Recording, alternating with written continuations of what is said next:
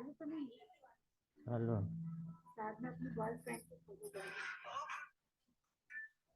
हम्म।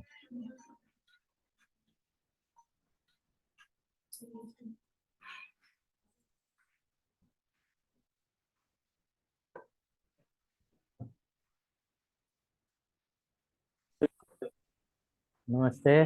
Good evening.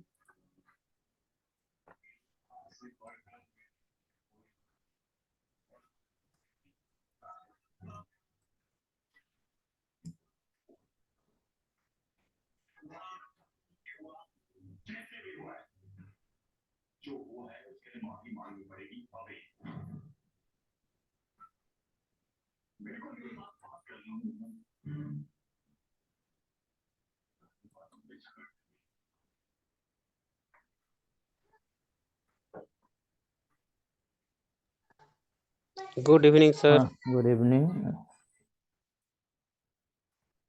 चलिए। नमस्कार sir. नमस्कार नमस्कार।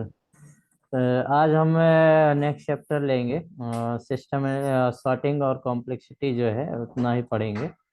नोट्स में कोशिश करेंगे कि हाँ, जो 7 प्रकार के मर्जिंग है, सॉर्टिंग है, उसको सब दे देंगे तो मेन पॉइंट जो है उसी में कवर्ड हो जाएगा। आज हम स्ट्रक्चर सिस्टम डिजाइनिंग इसको ले रहे हैं। 2 या 3 दिन का ये पोर्शन रहेगा। ठीक है, आज कोशिश करेंगे इंट्रोडक्शन, सिस्टम एनालिसिस और सिस्टम डेवलपमेंट लाइफ साइकिल, मतलब यहाँ तक कंप्लीट करेंगे और कुछ मॉड्यूलर स्ट्रक्चर का देखेंगे।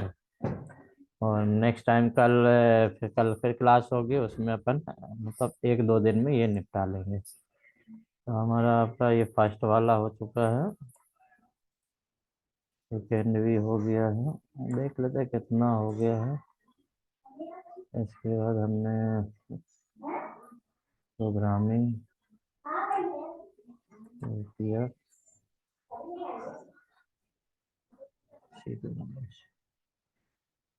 काफी चैप्टर हैं, जल्दी जल्दी पढ़ना पड़ेगा। मतलब आपका एक chapter, 2, 3, 4, introduction principle of C plus. Good evening sir. Good evening. 1, 2, 3, 4, 5, 6। Sir जो इम्पोर्टेंट है जिससे क्वेश्चन जाते आते हैं वही हाँ, कवर उसी को पहले ले रहे हैं। 6-7 सर चैप्टर आपके साथ चैप्टर हैं। ठीक है, और ये आपका 8वां 9वां। सर हाँ, स्क्रीन शेयर नहीं हुई क्या? स्क्रीन शेयर किया है। स्क्रीन दिख रहा है, सब्जेक्ट वो PDF। दिख रहा है सर, दिख रहा है। हाँ, देख लीजिए, आपके में शायद नहीं आ रहा, बाकी दिख रहा। सर हाँ जी। सर हो नहीं सर, ये भी हो सकता है सर 100 क्वेश्चन अपन को टिक करना नहीं है सर, क्योंकि माइनस मार्किंग है अरे ना? ठीक है ना, उससे कोई लेना देना, आप हम पढ़ेंगे तो पूरा ही आप अपने हिसाब से लगाइएगा। ये इसमें 5 क्वेश्चन आते हैं। ठीक है, सिस्टम डेवलपमेंट लाइफ साइकिल में या स्ट्रक्चर सिस्टम एनालिसिस डिजाइन में 5 क्वेश्चन आते हैं। तो टोटल थ्योरी आएगा, जैसे बोल देता है सिस्टम एनालिसिस डिजाइन के जो फेस हैं कितने होते हैं, उसमें कौन सा फेस इंक्लूड नहीं होता है, मॉडलिंग क्या होता है, कभी कभी डेफिनेशन ही पूछ लेता हैगा। तो इसमें से मतलब थ्योरी आता पूरा।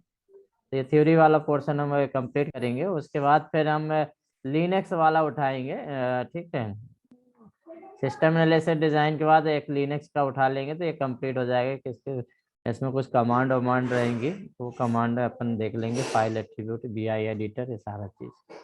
चले आगे, अपन देरी किए बिना आगे बढ़ते हैं, ताकि अभी कितने लोग, 9 लोग उपस्थित हो गए हैं। आज हम देखेंगे structure system analysis and design. ठीक है, जिसे हम शॉर्ट में SS से ADM भी बोलते हैं, structure system analysis and design. यदि सिंपल यदि हम देखें कि भाई ये है क्या चीज, ठीक है, यदि हम सिंपल देखें, इतने बड़े शब्दों में न जाए कि मतलब एक है, ये है क्या चीज, इसके बारे में, तो आपके पास कुछ शब्द हैं, उस शब्द पर ही आप फोकस करेंगे तो वो सारी मतलब इसकी जानकारी मिल जाती है एक्चुअली ये किसके बारे में बोला।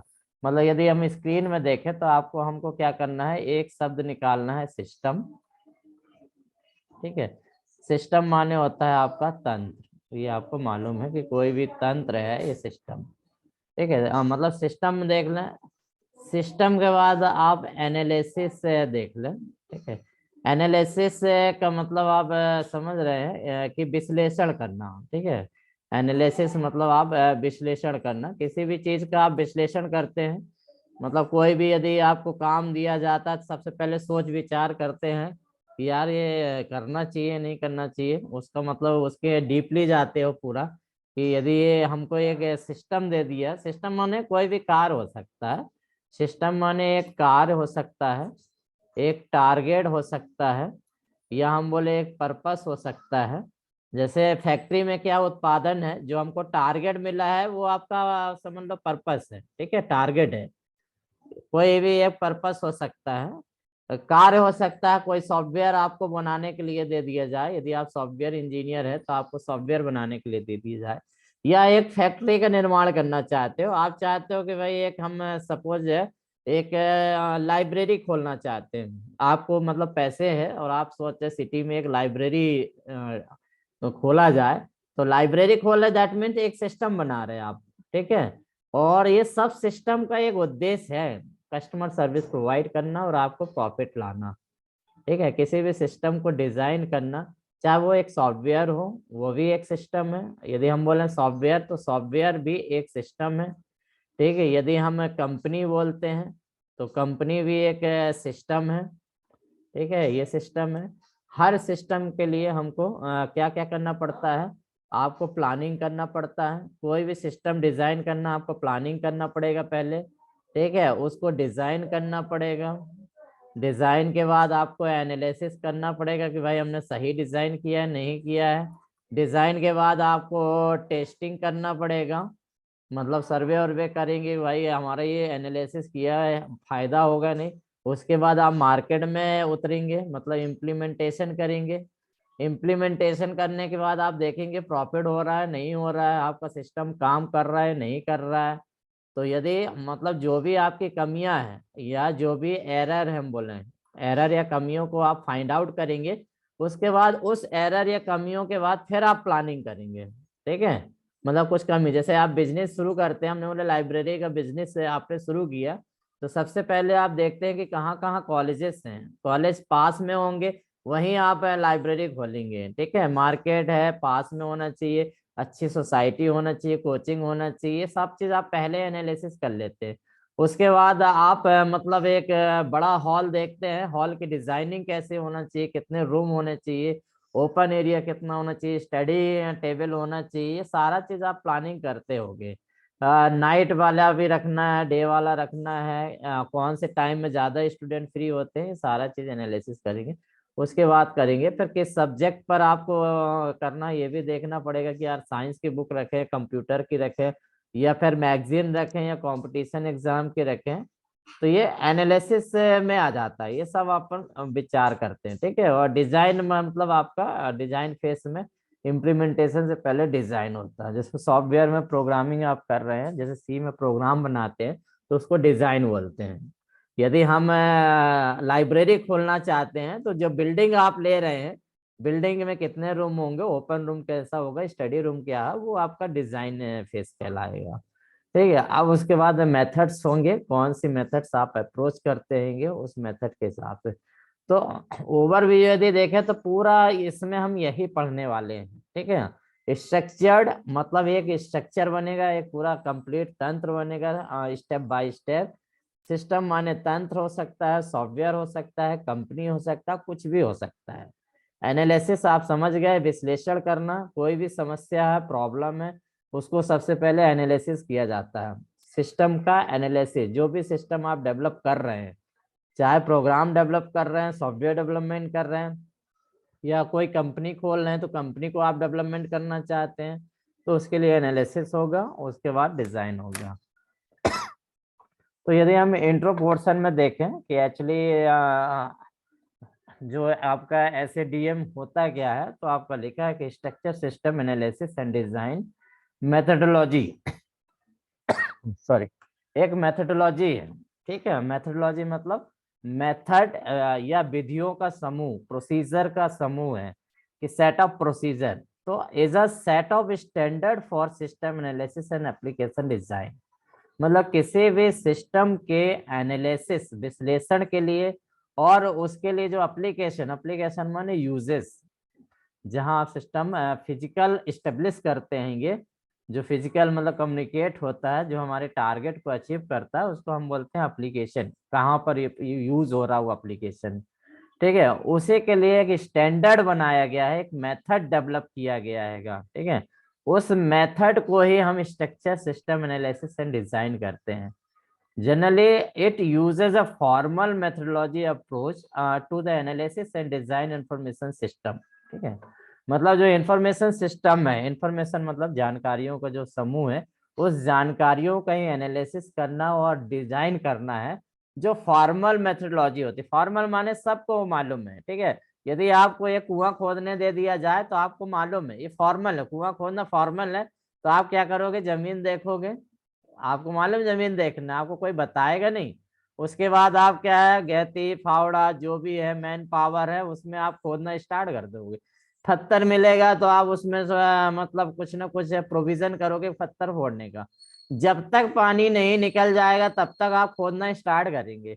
सराउंडिंग बॉडी को आप बांधते भी जाएंगे, ऐसा तो नहीं कि वो मतलब भिसक सकती है, मिट्टी ऊपर से नीचे आ सकती है, इसका भी ख्याल रखेंगे। तो ये मतलब एक फॉर्मल मेथोडोलॉजी है। आप जैसे कुआं आप खोद रहे हैं तो वो एक सिस्टम डिजाइन है, उसका उद्देश्य है पानी को आपको लाना, आपका मतलब टारगेट दे दिया कि पानी को हमको उसमें से निकालना है। अब उसके लिए कितनी गहराई तक जाना है ये आप पर है। तो इसीलिए बोला है कि ये फॉर्मल मेथोडोलॉजी है। ठीक है, फॉर्मल मेथोडोलॉजी है, परंतु बड़े बड़े साइंटिस्ट, इंजीनियर, लैब ने इसको स्टैंडर्ड बना दिया है कि ये किसी भी सिस्टम में अप्लाई किया जा सकता है। तो ये दिया है, it was developed by the Learmonth Burchett management system, मतलब जो सिस्टम एनालिसिस एंड डिजाइन या एसएसडीएम की जो मेथोडोलॉजी डेवलप किया गया है, वो डेवलप करने वाला कौन था, मतलब ये एक लैब थी, Learmonth Burchett management system and the central computer technology agency CCTA in 1980 और 81 as the standard for develop the British database management।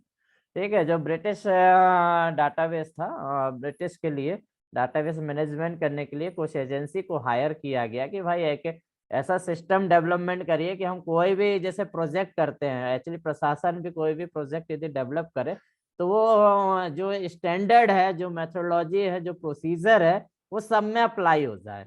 मतलब ये कोई विशेष सॉफ्टवेयर डेवलपमेंट के लिए नहीं है, सॉफ्टवेयर है, कंपनी है, कोई भी काम आपको टारगेट दिया है उसको अचीव करने के लिए सिस्टमेटिक तरीका क्या होना चाहिए, स्टैंडर्ड अप्रोच क्या होना चाहिए वहां तक पहुंचने के लिए। तो सबसे पहले आपको ये सन याद रखना है कि 1980-81 में जो सीसीटीए जो है आपका सेंट्रल कंप्यूटर टेक्नोलॉजी एजेंसी, और आपकी ये सिस्टम जो है लार्थमोंट वर्चेट मैनेजमेंट सिस्टम, ये दोनों मिलकर आपको ये डेवलप किया था। क्योंकि आपको मालूम है किसी भी सिस्टम को डेवलप करने में एक फिजिकल चीज होती है, एक लॉजिकल चीज होती है, दो चीज हमेशा याद रखिए, एक फिजिकल एक लॉजिकल। फिजिकल मतलब जो स्ट्रक्चर है, यूजर है, मनी है, मशीन है, स्ट्रक्चर है, प्लेस है, ये सब फिजिकल है। इंटरनली क्या काम करें तो आपका जो एनालिसिस करते हैं, मार्केट एनालिसिस जो दिखता नहीं है, आप सर्वे करते हैं, वो आपका एनालिसिस है, लॉजिकल है। जो सॉफ्टवेयर काम कर रहा है, आप देखते हैं फैक्ट्री में सॉफ्टवेयर है, बड़ी बड़ी कंपनियां सॉफ्टवेयर बनाती है, बैंक हो गया, रेलवे है, सबके सॉफ्टवेयर है, वो एनालिसिस करते हैं। ठीक है, मतलब कस्टमर सर्विस को पहुंचाने के लिए पूरा एनालिसिस करते हैं, यूजर की क्या डिमांड है वो सब सॉफ्टवेयर बताता है। तो यहाँ एक लॉजिकल पार्ट भी डेवलप करते हैं, मतलब आपका, तो इसीलिए लॉजिकल के लिए हमने बोलते हैं कि मैनेजमेंट सिस्टम जो है, इंफॉर्मेशन सिस्टम जरूरी है, मैनेजमेंट इंफॉर्मेशन सिस्टम। जानकारियों का भी आपको मैनेजमेंट करना पड़ेगा, एक तो फिजिकल मैनेजमेंट हो रहा, मैन का हो रहा, मनी का हो रहा, मार्केट का हो रहा, ये सब फिजिकल वाला है, जो दिखता है उसको तो मैनेज किया जा सकता है, परंतु इंटरनली चीज जो लॉजिकल होती है, जो दिखती नहीं है, उसके पीछे काम करती है। जैसे कस्टमर को आपके पास लाना है, कस्टमर के नीड को पूरा करना, ये लॉजिकल चीज है, ये आपको सोचना है, एनालिसिस करना है कि हम उसकी आवश्यकताओं को कैसे पूरा कर सकें। तो ये आपका मतलब याद रखिए, एसएसडीएम जो है एक स्टैंडर्ड प्रोसीजर है, standard system analysis design approach है जिसके माध्यम से किसी भी सिस्टम को डेवलप किया जा सकता है। और इसे सबसे पहले 1981 में CCTA और LVM मिलकर जो ब्रिटिश डाटाबेस प्रोजेक्ट के लिए उन्होंने काम किया था, ये स्टैंडर्ड पोजीशन डेवलप किया जो आजकल सभी जगह पढ़ाया जाता है।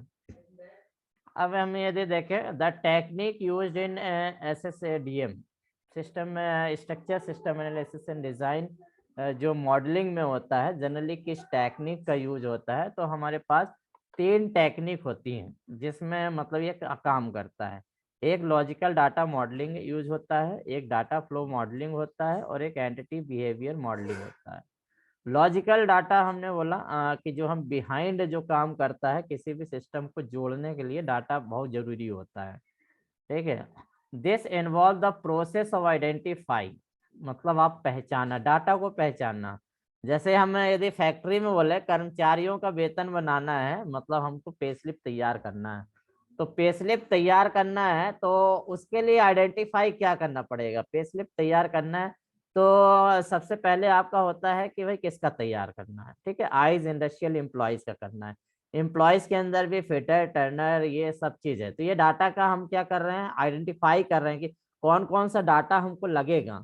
उसके बाद क्या लगेगा भाई, उसका अटेंडेंस लगेगा कि वो 8 घंटे काम किया है, 7 घंटे लेट है, ये है। तो ये आपका क्या है, डाटा आइडेंटिफाइंग चल रहा है। फिर आपका उसका HRA है, OT है, ये सारा चीज जो है डाटा आइडेंटिफाई करना है।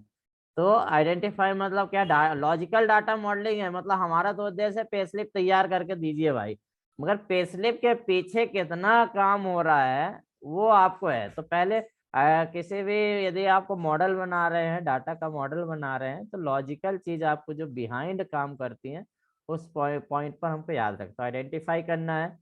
फिर आपको उसको मॉडलिंग करना है। मॉडलिंग माने आपका होता है फंक्शंस, ठीक है। जैसे कि DA निकालना है तो DA का फार्मूला होना चाहिए, HRA निकालना है तो HRA का क्या परसेंटेज चल रहा है वो आपको होना चाहिए, ठीक है। OT का क्या फार्मूला है, ये सारे छोटे छोटे मॉडल जो है जो डाटा पे ऑपरेट होंगे, तो वो मॉडलिंग करना पड़ेगा। और कौन सी मॉडलिंग अप्रोच अपना रहे हैं ये है। इसके बाद डॉक्यूमेंटिंग डाटा, मतलब आइडेंटिफाई कर लिया, सारा कैलकुलेशन कर लिया, उसके बाद आपको पे स्लिप बनाना है, मतलब डॉक्यूमेंट बनाना है। वो आपको जो पे स्लिप दिया जाता है वो आपको डॉक्यूमेंट है, ठीक है। उसमें सारी जानकारी आ गई कि आपने महीने भर में कितने दिन उपस्थित हुए, ठीक है, कितना आपने ड्यूटी किया है, कितना आपका पीस वर्क मिला, ये सारा चीज है, तो वो आपका डॉक्यूमेंटिंग डाटा हो गया। तो लॉजिकल डाटा में 3 चीज होता है, आइडेंटिफाई करना, डाटा को आइडेंटिफाई करिए कौन कौन से डाटा हमको जरूरी है। उसके बाद मॉडलिंग करिए, वो डाटा को इंटर रिलेट करना है कुल मिला के, कि जैसे OT निकालना है तो OT के लिए कौन कौन से फैक्टर होंगे, ठीक है, पीस वर्क निकालना तो उसके कौन फैक्टर, तो ऐसे मॉडलिंग करना है। उसके बाद जो सारा इकट्ठा हो जाएगा तो कैलकुलेशन करके उसका डॉक्यूमेंट बना देना। Data is the part of system requirement gathering. तो यहाँ पर वही है कि जो सिस्टम रिक्वायरमेंट है, जो सिस्टम हमारी बना रहे हैं, जैसे हमने बोला पे स्लिप बना रहे हैं, तो पे स्लिप हमारा एक सिस्टम हो गया, एक टारगेट हो गया। तो वो सारे जो अभी हमने अलग अलग किया, आइडेंटिफाई, मॉडलिंग, डॉक्यूमेंट, वो सबको इकट्ठा करना, ठीक है। तो ये लॉजिकल डाटा कहलाता है। बिहाइंड द सिस्टम काम करता है लॉजिकल। लॉजिकल का मतलब होता है तार्किक, मतलब डाटा के बीच में कुछ तर्क होना चाहिए, ऐसा नहीं कुछ भी डाटा आप ले आएंगे। इंटर रिलेटेड होना चाहिए, इंटर कंसर्न होना चाहिए एक दूसरे से। The data is a classified further into entities और रिलेशनशिप। वही बोला है कि जो डाटा है बाद में एंटिटीज पर और रिलेशनशिप पे इकट्ठा हो जाता है। एंटिटीज यदि बोले तो आप इंडिविजुअल को भी बोल सकते हो, कोई कर्मचारी एंटिटीज हो सकता है। जैसे हमने इंडस्ट्रियल एम्प्लॉयज ले लिया, एक एंटिटी, डे वर्कर है एक एंटिटी है, ठीक है, पीस वर्कर है वो एंटिटी है, NGO है वो एक एंटिटी है। एंटिटी माने कोई भी सिस्टम हो सकता है, कोई भी पर्टिकुलर व्यक्ति हो सकता है। एंटिटी मतलब ये नहीं, एंटिटी एक इकाई यूनिट हो सकती है और उनके बीच में रिलेशनशिप होगा। फिर इसके बाद होता है डाटा फ्लो मॉडलिंग, ठीक है। जो भी आपने डाटा किया, इकट्ठा किया है, तो उसका फ्लो ऑफ कैसा होगा, फ्लो कैसा होगा। जैसे यदि हम बोले कि पे स्लिप बना रहे हैं, हमारा एक सिंपल मॉडल है, पे स्लिप का हमको डाटा फ्लो मॉडल तैयार करना है। तो सबसे पहले यदि हमारा डाटा फ्लो मॉडल होगा तो अटेंडेंस, ठीक है, या पहले हम देखेंगे डे वर्कर है या फिर आपका पीस वर्कर, दो में से एक लिया कि मतलब डाटा फ्लो बनाया कि डे वर्कर है, यदि हम बोले यहाँ पर यदि हम बोले तो पहले डे वर्कर या पीस वर्कर, दो में से एक। उसके बाद कहाँ पर जाएगा, अटेंडेंस, अटेंडेंस देखेगा। अटेंडेंस जैसे आपका 24 दिन हफ्ते में काम किया, किसी ने आपका 20 दिन काम किया, तो 24 या 20 जैसा भी होगा वो आपका अटेंडेंस पे डिपेंड करेगा। उसके बाद ये रहेगा कि आपका जो एलिमेंट्स है, जो वेजेस ऑफ एलिमेंट्स है उस पर डिस्कस होगा, ठीक है, जो मॉडल तैयार होगा कि कौन सा, ये फ्लो ऑफ डाटा है, मतलब पहले अटेंडेंस देखना है, उसके बाद कितने दिन आया है ये सब देखना है, उसके बाद आपका एचआरए मिलता है या हाउस उसको नहीं मिलता है, ओटी मिलता है नहीं मिलता है, पीस वर्कर है क्या है, ये सारा है, ठीक है। उसके बाद आपका फंक्शंस यूज करना है, मतलब कैलकुलेशन, ठीक है। कैलकुलेशन के बाद आपको डाटा को गैदरिंग करना है, इकट्ठा करना है, ठीक है, कंबाइन करना है, कंबाइन करने के बाद आपको पेस्लिप में उसको छापना है। तो डाटा फ्लो मतलब डाटा कैसे प्रवाहित होगा, डायरेक्ट पेस्लिप नहीं आ जाएगी, मतलब डाटा कहाँ से आएगा और कैसे कैसे इकट्ठा करना, डाटा का फ्लो डायग्राम। तो देखा है, this involve tracking the data flow in the information system. जो इंफॉर्मेशन सिस्टम है, जो भी जानकारी का तंत्र है, उसमें डाटा कैसे आ रहा है उसको ट्रैक करना है, ठीक है, डाटा कैसे आ रहा है उसको ट्रैक करना है। जैसे हमको कोई सेलिंग करना है, तो सेलिंग करने के लिए आपको कहाँ जरूरत है, कस्टमर की जरूरत है। अब वो कस्टमर कहाँ से आएगा, तो पहले आप अपने सिस्टम से ही तैयार करेंगे कि जो हमारे रेगुलर कस्टमर हैं या जो हमारे कभी कभी वाले कस्टमर हैं, तो ये सारे कस्टमर के इंफॉर्मेशन आपको इकट्ठी करनी पड़ेगी, कहाँ से आएगी, तो उसके लिए आपका फ्लो डायग्राम बनाना पड़ेगा। It clearly analyse the process, data store, external entities और डाटा मूवमेंट। मतलब डाटा फ्लो डायग्राम में क्या क्या चीज बताता है, मतलब एनालाइज द प्रोसेसेस। प्रोसेसेस जैसे हमने बोला ना, हमने आपको दिया कि भाई पेस्लिप तैयार करिए, तो सबसे पहले आप प्रोसेस एनालाइज करेंगे, प्रोसेस का विश्लेषण करेंगे, विधि का विश्लेषण करेंगे कि पेस्लिप तक पहुंचने के लिए क्या जरूरी है, डे वर्कर है, पीस वर्कर है, अटेंडेंस कितना है, ठीक है, फैक्ट्री कितने दिन लगी, उसको एचआरए ओटी क्या क्या एलिमेंट मिलता है क्या नहीं मिलता है, उसके हिसाब से फिर उसके कैलकुलेशन की जो फंक्शंस है या फार्मूले हैं, क्या क्या फार्मूले हैं आपको वो मालूम होना चाहिए। फार्मूले से कैलकुलेट करके सारे डाटा जो इकट्ठा हुआ उसको गैदरिंग करना है, इकट्ठे करना, कंबाइन करना, उसके बाद आपको पे स्लिप साफ करना। तो ये आपका वो है एनालाइज द प्रोसेस। फिर डाटा स्टोर, डाटा स्टोर मतलब वही है कि डाटा इकट्ठा हमने किया वो कहीं ना कहीं स्टोर करके रखना है, अभी हमारे यहाँ जैसे सर्वर में स्टोर होता है। फिर एक्सटर्नल एंटिटीज यदि है, तो एक्सटर्नल एंटिटीज मतलब कभी कभी होता है कि यदि हमको जैसे कोई एरियर मिल रहा है, अपनी भाषा में हम समझा रहे हैं फैक्ट्री के टर्म्स में, जैसे कोई एरियर मिला तो एक्सटर्नल चीज आ गया वो चीज, ठीक है, कोई आपको बोनस मिला वो एक्सटर्नल चीज आ गया। तो एक्सटर्नल भी कोई एंटिटीज है क्या, ठीक है, यदि हम कोई सेलिंग में देखें तो एडवर्टीजमेंट जो है एक्सटर्नल एंटिटीज कहलाता है। जैसे हमको सेलिंग करना है, तो सेलिंग करना तो सीधे हम दुकान में सेलिंग कर सकते हैं, मगर सेलिंग को बढ़ाने के लिए आपको क्या चीज चाहिए, एक एक्सटर्नल एंटिटीज चाहिए। तो एडवर्टीजमेंट एक्सटर्नल, तो वो डाटा फ्लो डायग्राम में दिखाना पड़ेगा कि यदि हमको प्रोडक्शन बढ़ाना है, यदि हमको सेलिंग बढ़ाना है, तो वी हैव टू एडवर्टीज, ठीक है, द प्रोडक्ट आपको एडवर्टाइज करना पड़ेगा। इसके बाद डाटा मूवमेंट, तो डाटा मूवमेंट आपका डाटा फ्लो डायग्राम है। तो डाटा फ्लो डायग्राम देखा होगा, अभी हम बताएंगे आगे एक चैप्टर लेंगे।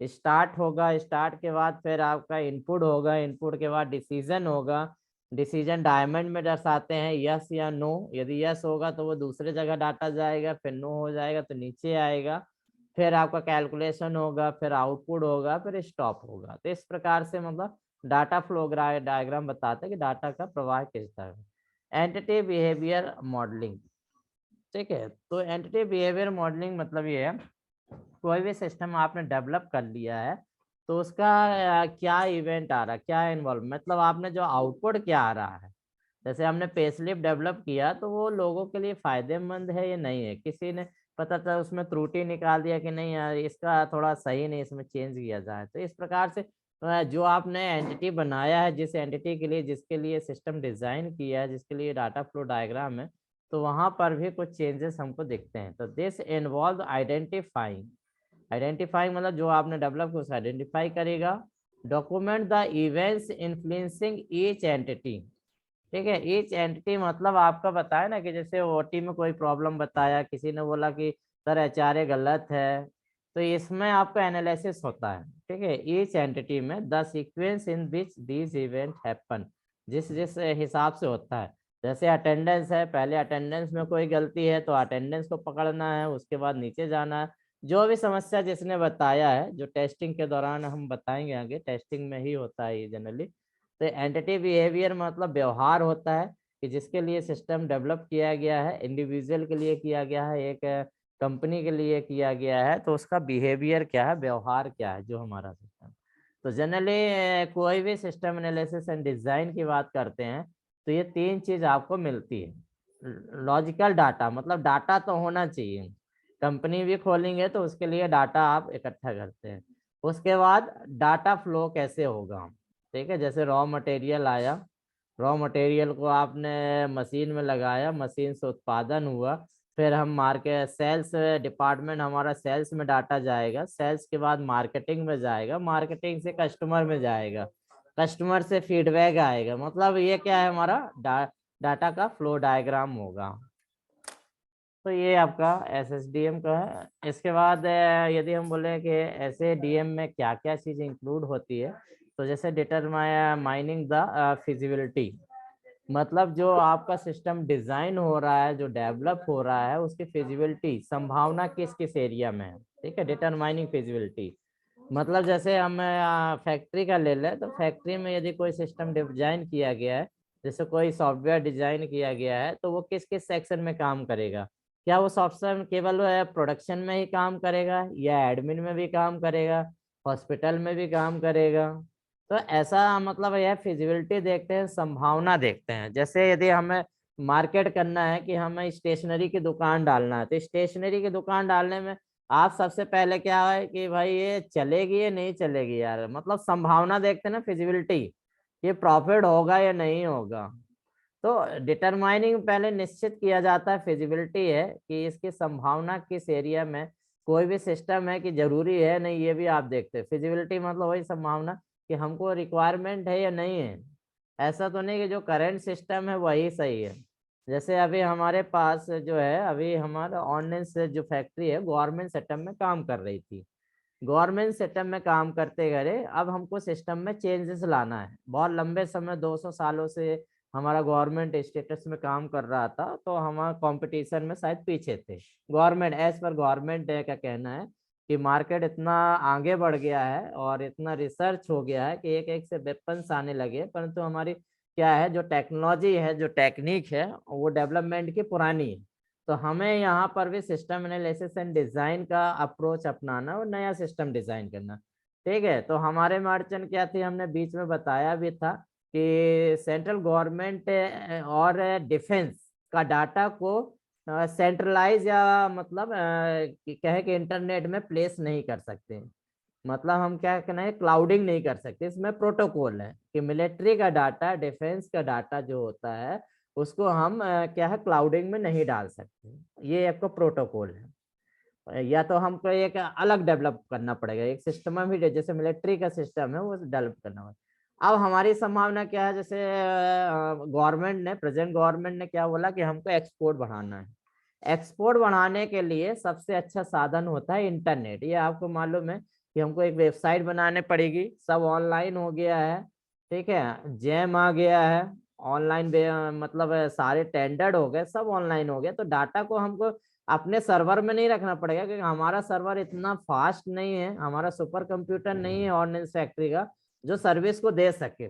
तो रिक्वायरमेंट क्या पड़े, मतलब जो प्राइवेट कंपनियों ने जब एडवाइस मांगा गया और उन्होंने रिक्वायर्ड माना कि आपको यदि इंडस्ट्रियल 4.0 लाना है, नया सिस्टम डेवलपमेंट करना है, तो आपको डाटा को क्लाउडिंग में डालना ही पड़ेगा।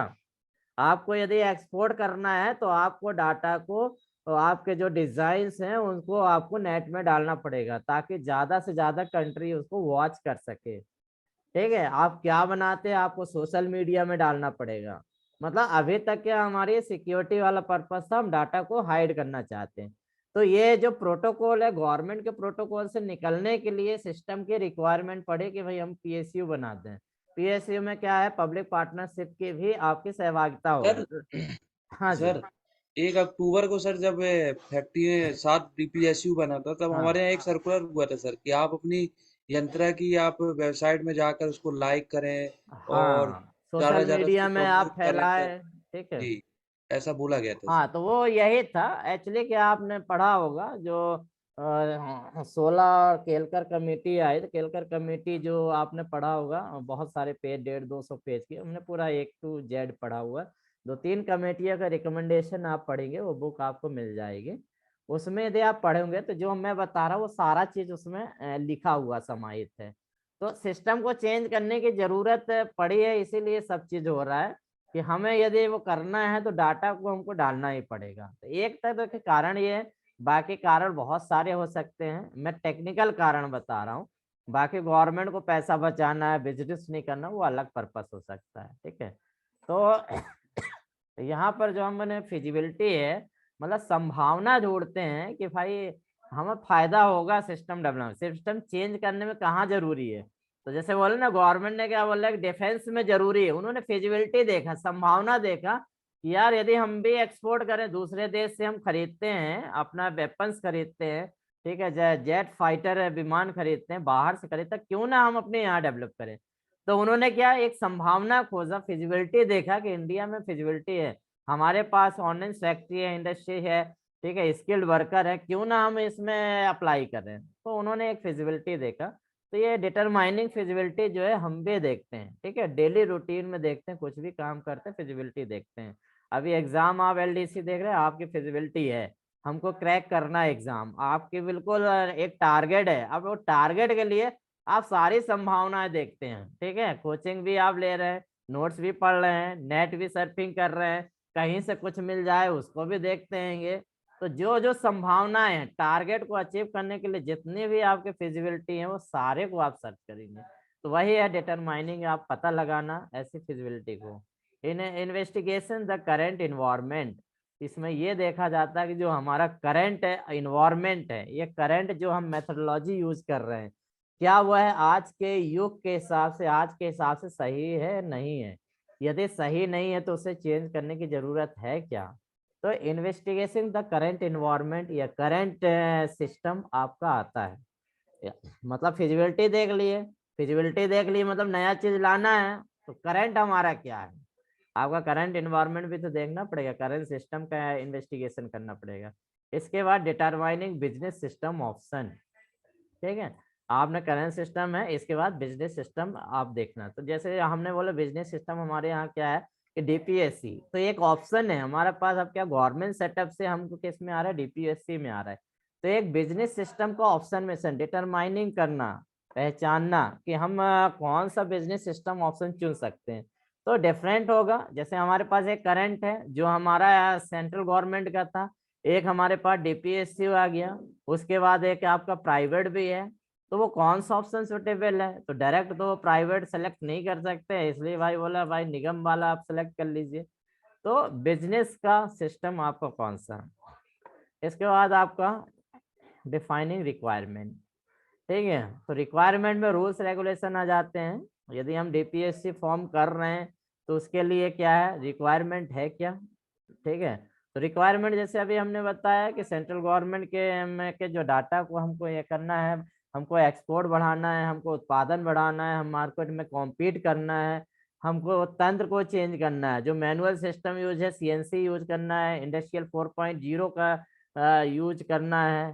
ठीक है, या हम इंडस्ट्रियल 5.0 का यूज करें। अभी तो कई टेक हैं 5.0 तक पहुंच गए हैं, जो जापान है उसमें इंडस्ट्रियल 5.0 का यूज होता है, अपने इंडिया में 4.0 तक पहुंच रहे हैं। ऑनलाइन फैक्ट्री में अभी क्या है, 1.0 भी चल रहा, 2.0, 3.0 है, और 4.0 अभी ऑनलाइन फैक्ट्री में कहीं पर भी नहीं है। ठीक है, अंबाझरी नागपुर में जो है अभी इंडस्ट्रियल 3.0 और 4.0 पर कुछ सेक्शन काम कर रहे हैं। तो अभी अपन कहाँ पे है? सर ये 3.0 4.0 क्या है? ये इंडस्ट्रियल 4. देखो 3.0 में क्या था, मतलब यदि हम 1.0 करें तो सारा मैनुअल था, सब मैनुअल में काम होता है, कोई कंप्यूटर का यूज नहीं होता है। 2.0 में कंप्यूटर आ गए, ठीक है, थोड़ा ऑटोमेटिक मशीन आ गई, जैसे डीएनसी मशीन आ गया था, ठीक है। 3.0 में आपका सीएनसी आ गया। 4.0 में रोबोट आ गए, इंसान को हटा के रोबोट आ गया। तो 4.0 की ओर अपनी फैक्ट्री चल रही है। जैसे खमरिया में 4.0 का एक दो जो सेक्शन है वो कर दिया है, फिलिंग वाला सेक्शन। तो फिलिंग वाले सेक्शन खमरिया वाले मालूम है, उसमें 2 या 3 लोग ही रहते हैं, बाकी सब रोबोट फिलिंग करते हैं। जो मैनुअल फिलिंग होता है वो रोबोटाइज हो जाता है। तो इंडस्ट्रियल 4.0 का मतलब ये है कि सारा क्लाउडिंग होगा, डाटा जो है पूरा इंटरनेट में होगा, ऑटोमेटिक मशीनिंग होगी, कोई कंप्लेन होगी कि आपके मोबाइल में टैबलेट में आएगी, सब चीज ऑनलाइन पर हो जाता है, तो उसको 4.0 बोलते हैं। ठीक है, सब चीज ऑनलाइन, मतलब कुछ भी और मतलब नहीं रही, इंटरनेट पर ही सारा वर्क करेगा, आपका पूरा कंप्यूटर पर ही वर्क करेगा। आदमी कम होते जाएंगे, 4.0 की रिक्वायरमेंट बढ़ जाएगी। मतलब क्या है, एक व्यक्ति 6 मशीन ऑपरेट करेगा, सीएनसी मशीन की बात कर रहा हूँ। आने वाले समय में 5 या 6 साल बाद देखोगे एक व्यक्ति 6 सीएनसी मशीन ऑपरेट करेगा। उसमें जॉब शेड्यूलिंग होगी। जॉब शेड्यूलिंग में मतलब क्या है, एक जॉब मतलब 2 घंटे का, फिर अगला मशीन 2 घंटे का, 2 घंटे, 1 घंटे मतलब आप बैठे रहोगे, एक मशीन में जॉब बन जाएगा, उसका आप चेंज करोगे, दूसरी मशीन में फिर 15 मिनट बाद दूसरी मशीन का जॉब चेंज करोगे। ये आपका काम रहेगा, चेनिंग सिस्टम जैसे रहेगा। तो मतलब उसमें 6-6 7-7 मशीन, तो वो सारा अलार्म होगा, आपके कंप्यूटर में बताएगा कि भाई ये फिनिश हो गया, रिक्वायरमेंट चेंज करना है। तो ये 4.0 में आएगा। तो यही है कि डिफाइनिंग द रिक्वायरमेंट, मतलब आप आवश्यकता बताना है। सर और 5.0 में क्या है सर? 5.0 में बहुत कुछ है। इसमें आपका मल्टीनेशनल कंपनी ऑपरेट करती है, जब एक देश से दूसरे देश या बहुत सारे क्षेत्र इन्वॉल्व कर लेते हैं। अभी जैसे 4.0 में क्या, हम केवल फैक्ट्री तक ही सीमित रहेंगे, हम दूसरी फैक्ट्री से कम्युनिकेट नहीं कर पाएंगे। 5.0 में क्या है, हम देश विदेश की कई कंपनियों से कनेक्ट हो सकते हैं, डाटा दूसरी कंपनियों का कोलैबोरेट कर सकते हैं, उसका आपका 5.0 में बताया गया है। उसमें सर मतलब कनेक्टिविटी बहुत तेज रहेगी। हाँ जी, इसमें यही कहलाता है कि आत्मनिर्भर भारत 1.0 2.0 3.0 यही हाँ है क्या? जी, आत्मनिर्भर यही है, मगर आत्मनिर्भर किसके लिए बोला गया है, मतलब आत्मनिर्भर सर भारत, मतलब इंडिविजुअल आप आत्मनिर्भर नहीं हो जाओगे, ठीक है, भारत इंडिया आत्मनिर्भर की। होगा। मतलब आप तो बेरोजगार ही हो जाओगे ना। यदि हम बोल रहे हैं कि यदि आपके खमरिया में है, अभी टेस्टिंग चल रहा है, अभी 2 सेक्शन है, फिलिंग सेक्शन आपके यहाँ बहुत सारे हैं, ठीक है, A B C ऐसे कई होंगे, A1 A2 A3, मगर सारे में धीरे धीरे अप्रोच अपनाई जाएगी, तो वहां पर भर्तियां नहीं ली जाएंगी कि भाई आपको बोला जाएगा डेंजर है, डेंजर है, हो सकता है भाई, खतरा रहता है, इसलिए पूरा पूरा रोबोटाइज कर दो। तो वहां पर 1-2 व्यक्ति बस रहेगा, बस वही देखेगा, तो धीरे धीरे बेरोजगारी भी रहेगी। तो कोई भी सिस्टम आता है तो बेरोजगारी भी आती है, और ऐसा भी नहीं है उस सिस्टम को सर आपको रोबोट बनाने के लिए आपको काम मिलेगा। हाँ जी। सर हमारे आज इसी बात पे चर्चा हो रही थी सर कि सीएनसी जो है हाँ और जिसका टाइम पीरियड ज्यादा है, सर्कुलर टाइम, तो हाँ उसको बोला था कि एक ही व्यक्ति से ऑपरेट कराना है। वहाँ हर मशीन के लिए एक व्यक्ति नहीं रहेगा, वो 2-2 हाँ। 3-3 सीएनसी वो ऑपरेट करेगा। नहीं है ना, अभी हम मेढक में ट्रेनिंग किए थे, तो मेढक में ट्रेनिंग किए तो वहाँ 3 सीएनसी थी, एक व्यक्ति 3 सीएनसी चल रहा है। यहाँ हमारे जीसीएम में भी है एक, जहाँ पर थ्रेड कटिंग होती है, 2 सीएनसी एक व्यक्ति चलाता है। क्योंकि सीएनसी में क्या है, टाइमर है ना, आपके पास यदि 4 घंटे का जॉब है और यदि 5 एक्सेस है, तो वो सारे ऑपरेशन स्वयं कर रही है। आपको रेफरेंस लेना है या टूल देखना है, तो वो सेंसर यदि सारे एक्टिवेट है, अभी फैक्ट्री में क्या होता है, लगभग 25 से 30% सेंसर एक्टिवेट होते हैं, बाकी डीएक्टिवेट कर दिए जाते हैं, बाईपास कर देते हैं, क्योंकि हमारे पास एसी नहीं है, सब नहीं है, क्योंकि वो टेम्परेचर 25 से 30 पर ही सारे फंक्शन काम करते हैं। डस्ट फ्री होना चाहिए, मतलब एक भी डस्ट नहीं होना चाहिए, नॉइज नहीं होना चाहिए, मैग्नेटिक फील्ड नहीं होना चाहिए, इलेक्ट्रिक फील्ड नहीं होना चाहिए, ये सारे उसके रिक्वायरमेंट तो जितने भी होते हैं ईएम वाले और एमएम वाले सब बाईपास कर देते हैं। मतलब सीएनसी के 30 से 40% जो है सेंसर डीएक्टिवेट होते हैं। तो यदि 100% यूटिलाइज कर लिया जाए तो हमारे हिसाब से जरूरत नहीं पड़ेगी क्यूसी उसी की, वो सब मेजरमेंट भी खुद ही कर लेता है, जॉब की एक्यूरेसी कितना है, मतलब आपका रिजेक्शन का सवाल ही नहीं होता है। तो चलिए ठीक है, उसको आगे बढ़ाते हैं अपन। रिक्वायरमेंट समझ गए। इसके बाद डिटरमाइनिंग टेक्निकल सिस्टम ऑप्शन, मतलब कौन सा टेक्निकल सिस्टम आप यूज करेंगे, मतलब जैसे हमने बोला ना सीएनसी ला रहे हैं, रोबोट ला रहे हैं, 4.0 ला रहे हैं, तो ये आपके पास ऑप्शन है कि आप यदि रिक्वायरमेंट है तो उसके बाद आपको टेक्निकल सिस्टम है। उसके बाद आपका लॉजिकल डिजाइन होगा। लॉजिकल डिजाइन मतलब होता है कि जैसे सीएनसी बन रहा है, उसमें जो प्रोग्राम डालेगा, कौन डालेगा, इंजीनियरिंग ऑफिस का होगा या कोई प्रोग्रामर होगा वो डालेगा, प्रोग्राम की डिजाइन करना है, ये आपका लॉजिकल में आ जाएगा। ठीक है, क्योंकि सीएनसी काम तो कर रही है परंतु उसमें ड्राइंग के हिसाब से काम कर रही है, आपको मालूम है। आप में भी से कई प्रोग्रामर हैं, आप सारे एक्सेस लिखते हैं, एक्स एक्सेस में इतने जाना, वाई में इतना, जेड में इतना, फिर एम कोड, टी कोड, ये सारे कोड आप लिखते हो, तो वो क्या कहलाता है, लॉजिकल डिजाइन। मतलब ऑपरेशन होता है कि पहले टर्निंग होना है, फिर आपका ड्रिलिंग करना है, फिर आपका बोरिंग करना है, फिर यदि इंटरनल थ्रेड है तो थ्रेड करना है, तो ये लॉजिकल डिजाइन आपको करना पड़ती है। उसके बाद आता है फिजिकल डिजाइन। लॉजिकल के बाद आपका फिजिकल डिजाइन आ जाता है। फिजिकल मतलब ग्राउंड में वो चीज को ले आना, ग्राउंड में जब वो ले आते हैं तो उसको आपका फिजिकल डिजाइन, मतलब जैसे दुकान हमने खोल लिया, सेलिंग चालू हो गया, तो वो आपका फिजिकल हो गया। उसके पहले ये तो सारा चलता है, वो आपका एनालिसिस है, प्लानिंग है, सब कुछ चलेगा। तो जनरली यदि हम बोलें एसएसडीएम के स्टेजेस क्या हो, तो ये आपका है, ये स्टेजेस हम बार बार पढ़ने वाले हैं आगे भी।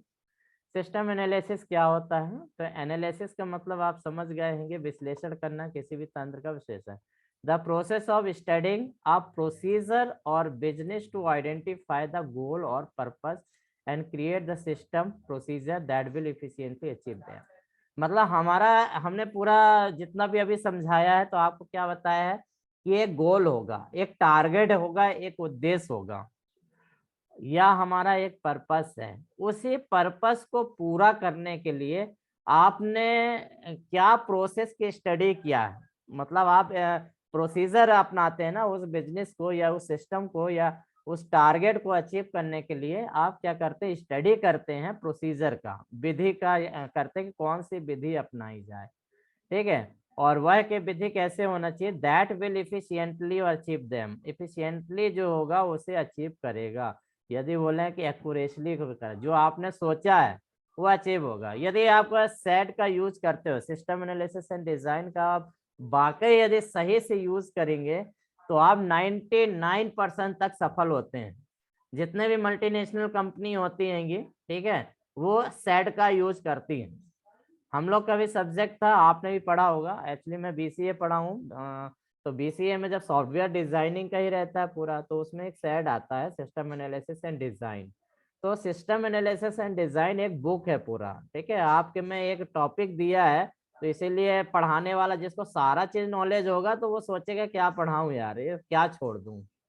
जैसे हमारे साथ यही होता है, क्या पढ़ाऊं क्या छोड़ दूं। तो क्योंकि सिस्टम एनालिसिस एंड डिजाइन हमको मालूम है पूरा और एक इसमें बुक में बड़ा बहुत धर्म सारा। संकट पड़ जाता है। हाँ, तो इसीलिए हमको इस बार थोड़ा कम सब्जेक्ट लिए हैं इसमें, मतलब ज्यादा चीज नहीं है टॉपिक में जो हाईलाइटेड कर रहे हैं जो एग्जाम में आ रहा है।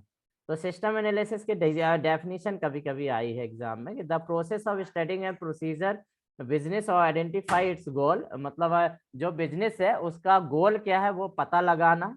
हाँ, ठीक है, उसका पर्पस क्या है, उद्देश्य क्या है, उस सिस्टम को क्रिएट करने का, कि आप जो सिस्टम बना रहे हैं उसका क्या उद्देश्य है, उसका टारगेट क्या है, तो उस प्रोसीजर को बनाना, ठीक है, बिल्डअप करना ताकि आप उसे अचीव कर सके।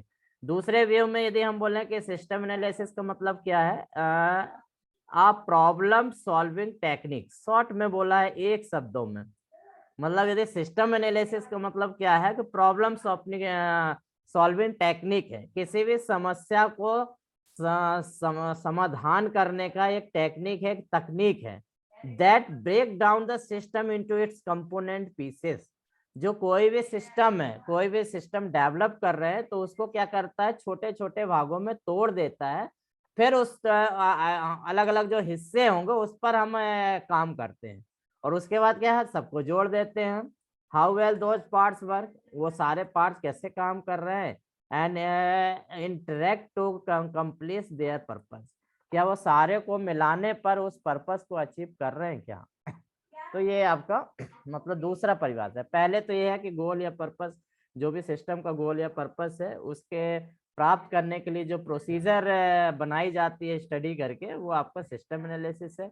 दूसरे में बोल रहा है कोई भी समस्या को सॉल्व करने का एक तरीका होता है जहाँ समस्या को छोटे छोटे भागों में तोड़ दिया जाता है और हर समस्या या हर पार्ट पर अध्ययन किया जाता है, और उस अध्ययन करने के बाद सबको क्या जोड़ते हैं और देखते हैं कि वो पर्पस को पूरा कर पा रहा है या नहीं।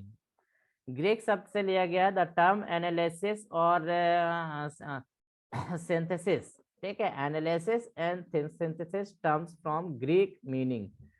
मतलब ये एनालिसिस और सिंथेसिस टर्म स्टेम जो है अब ग्रीक भाषा से, मतलब ये एनालिसिस कहाँ से लिया गया, सिस्टम एनालिसिस जनरली कहाँ से लिया गया है। तो सिस्टम एनालिसिस का यदि है तो एनालिसिस और सिंथेसिस शब्द से लिया गया है। ठीक है, जो ग्रीक शब्द से है। अधिकतर जितने भी आपको साइंटिफिक शब्द मिलेंगे सब ग्रीक से ही लिए जाते हैं, ये आपको मालूम है। मैक्सिमम साइंटिस्ट जो हुए हैं अधिकतर, या प्रोग्राम सॉफ्टवेयर इंजीनियर भी आपको मिलेंगे, ये जो लिखने वाले हैं वो ग्रीक से ही ज्यादा हैं, और वहाँ के सर जो शब्द की मीनिंग भी रहती है। हाँ जी।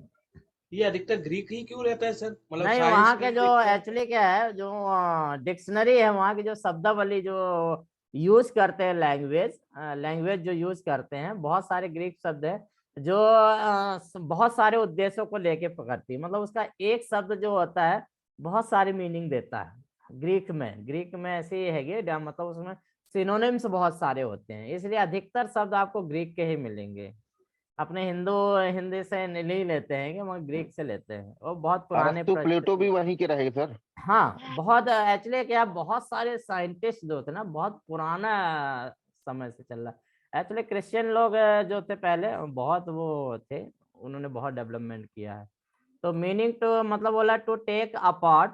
ठीक है, उसके जो पार्ट है उसको आपको अलग अलग लेना है, पहले कोई भी है। इसका अर्थ दिया है कि एनालिसिस एंड सिंथेसिस क्या है, to take apart and to put together. मैंने पहले क्या है, कोई भी एक पार्ट लीजिए, उसको अलग अलग हिस्से कर लीजिए, अलग अलग पार्ट लीजिए। पार्ट मतलब वही है, अलग अलग टुकड़े लीजिए, ठीक है, उसको इकट्ठे करिए। तो रिस्पेक्टली मतलब आप, उसका कहने का तात्पर्य है कि एनालिसिस कर रहे हैं तो आप अलग अलग बुंदियों पर एनालिसिस करते हो ना। जैसे कोई भी आप विश्लेषण करते हो, कोई भी समस्या का समाधान हो, तो बहुत सारे पॉइंट में आप विचार करते हो और फिर वो सारे पॉइंट को इकट्ठा करते हो, पुट टुगेदर करते हो। ठीक है, तो वही चीज है। This terms are used to many scientific, ठीक है, scientific disciplines from mathematics, logical, economics, psychology और डिनोट सिमिलर इन्वेस्टिगेशन प्रोसीजर। तो सिस्टम एनालिसिस जो है, एनालिसिस शब्द है वो सब जगह यूज होता है। आपको मालूम है इकोनॉमिक में भी होता है, मैथमेटिक्स में भी होता है, लॉजिक में होता है, साइकोलॉजिक में भी होता है, या इन्वेस्टिगेशन प्रोसीजर में भी एनालिसिस शब्द आता है। इसलिए से मतलब विश्लेषण करना, कि भाई आप सोचोगे विश्लेषण आएगा ही। अब जो है आपका मेन टॉपिक चलता है जो मोस्ट आईएमपी है। मात्र सिस्टम एनालिसिस डिजाइन से ही 5 क्वेश्चन एक बार आया था, एक बार 7 क्वेश्चन आया था, एक बार 3 क्वेश्चन आया था, मतलब एक ही टॉपिक से। एसडीएलसी से ही, मात्र एसडीएलसी से एक बार 5 क्वेश्चन आए, एक बार 7, एक बार 3, ऐसे 2 मतलब हर बार मिलेंगे। तो मोस्ट आईएमपी टॉपिक जो है आपका एसडीएलसी है, जो सबसे ज्यादा पूछा जाता है एसडीएलसी। एसडीएलसी मतलब सिस्टम डेवलपमेंट लाइफ साइकिल। मतलब ये कोई भी सिस्टम डेवलप कर रहे हैं, कोई भी सिस्टम आप बना रहे हैं, तो कौन कौन से स्टेज से आपको गुजरना पड़ेगा, और वो स्टेज को डिफाइन कर दिया है कि इतने स्टेज होते हैं। कोई सा भी सिस्टम डिजाइन करिए, चाहे आप दुकान खोलिए, चाहे आप एक नया सॉफ्टवेयर बनाइए, चाहे आप वेबसाइट बनाइए, प्रोग्राम बनाइए, चाहे उद्योग धंधे खोलिए, चाहे आप सेलिंग का काम कराइए, या आप हाउस बिल्डिंग का काम कर रहे हैं। ठीक है, तो कोई सा भी यदि आप काम कर रहे हैं, कोई सा भी आप सिस्टम डेवलपमेंट करना चाहते हो, तो उस सब के लिए काम करेगा। ठीक है, जनरली हम सॉफ्टवेयर के लिए ज्यादा मायने में समझते हैं कि वो कोरिलेट कर लेते हैं, परंतु कोई भी सिस्टम में काम करेगा। तो an effective system development life cycle, SDLC बोलते हैं शॉर्ट में, should result in a high quality system. मतलब इसका यदि हम एसडीएलसी के प्रोसीजर को अपनाते हैं तो इसका जो रिजल्ट होना चाहिए वो हाई क्वालिटी का होना चाहिए। यदि आप एचडीएलसी का यूज कर रहे हैं तो कोई भी डेवलप करेंगे सिस्टम तो वो क्वालिटी सिस्टम होगा दैट मीट कस्टमर एक्सपेक्टेशन। मतलब उसके द्वारा जो सिस्टम डेवलप होगा, जो सॉफ्टवेयर डेवलपमेंट होगा, ठीक है, या जो प्रोग्राम डेवलपमेंट होगा, या जो उत्पादन बनाएंगे, वो डेफिनेट है जो कस्टमर के एक्सपेक्टेशन, जो कस्टमर की आशाएं हैं उनको पूरा करेगा। ठीक है, reaches completion with in time. और जो भी सिस्टम आप डेवलप कर रहे हैं वो समय पर पूर्ण होगा। सबसे महत्वपूर्ण इसकी विशेषता यही है कि समय पर पूर्ण होता है, कस्टमर के अपेक्षा पे खरा उतरता है, कॉस्ट उसकी कम होती है, कॉस्ट इवेल्युएशन, हर स्टेप्स में कितना खर्च होता है वो पूरा कॉस्ट निकाल लेता है, and work effectively.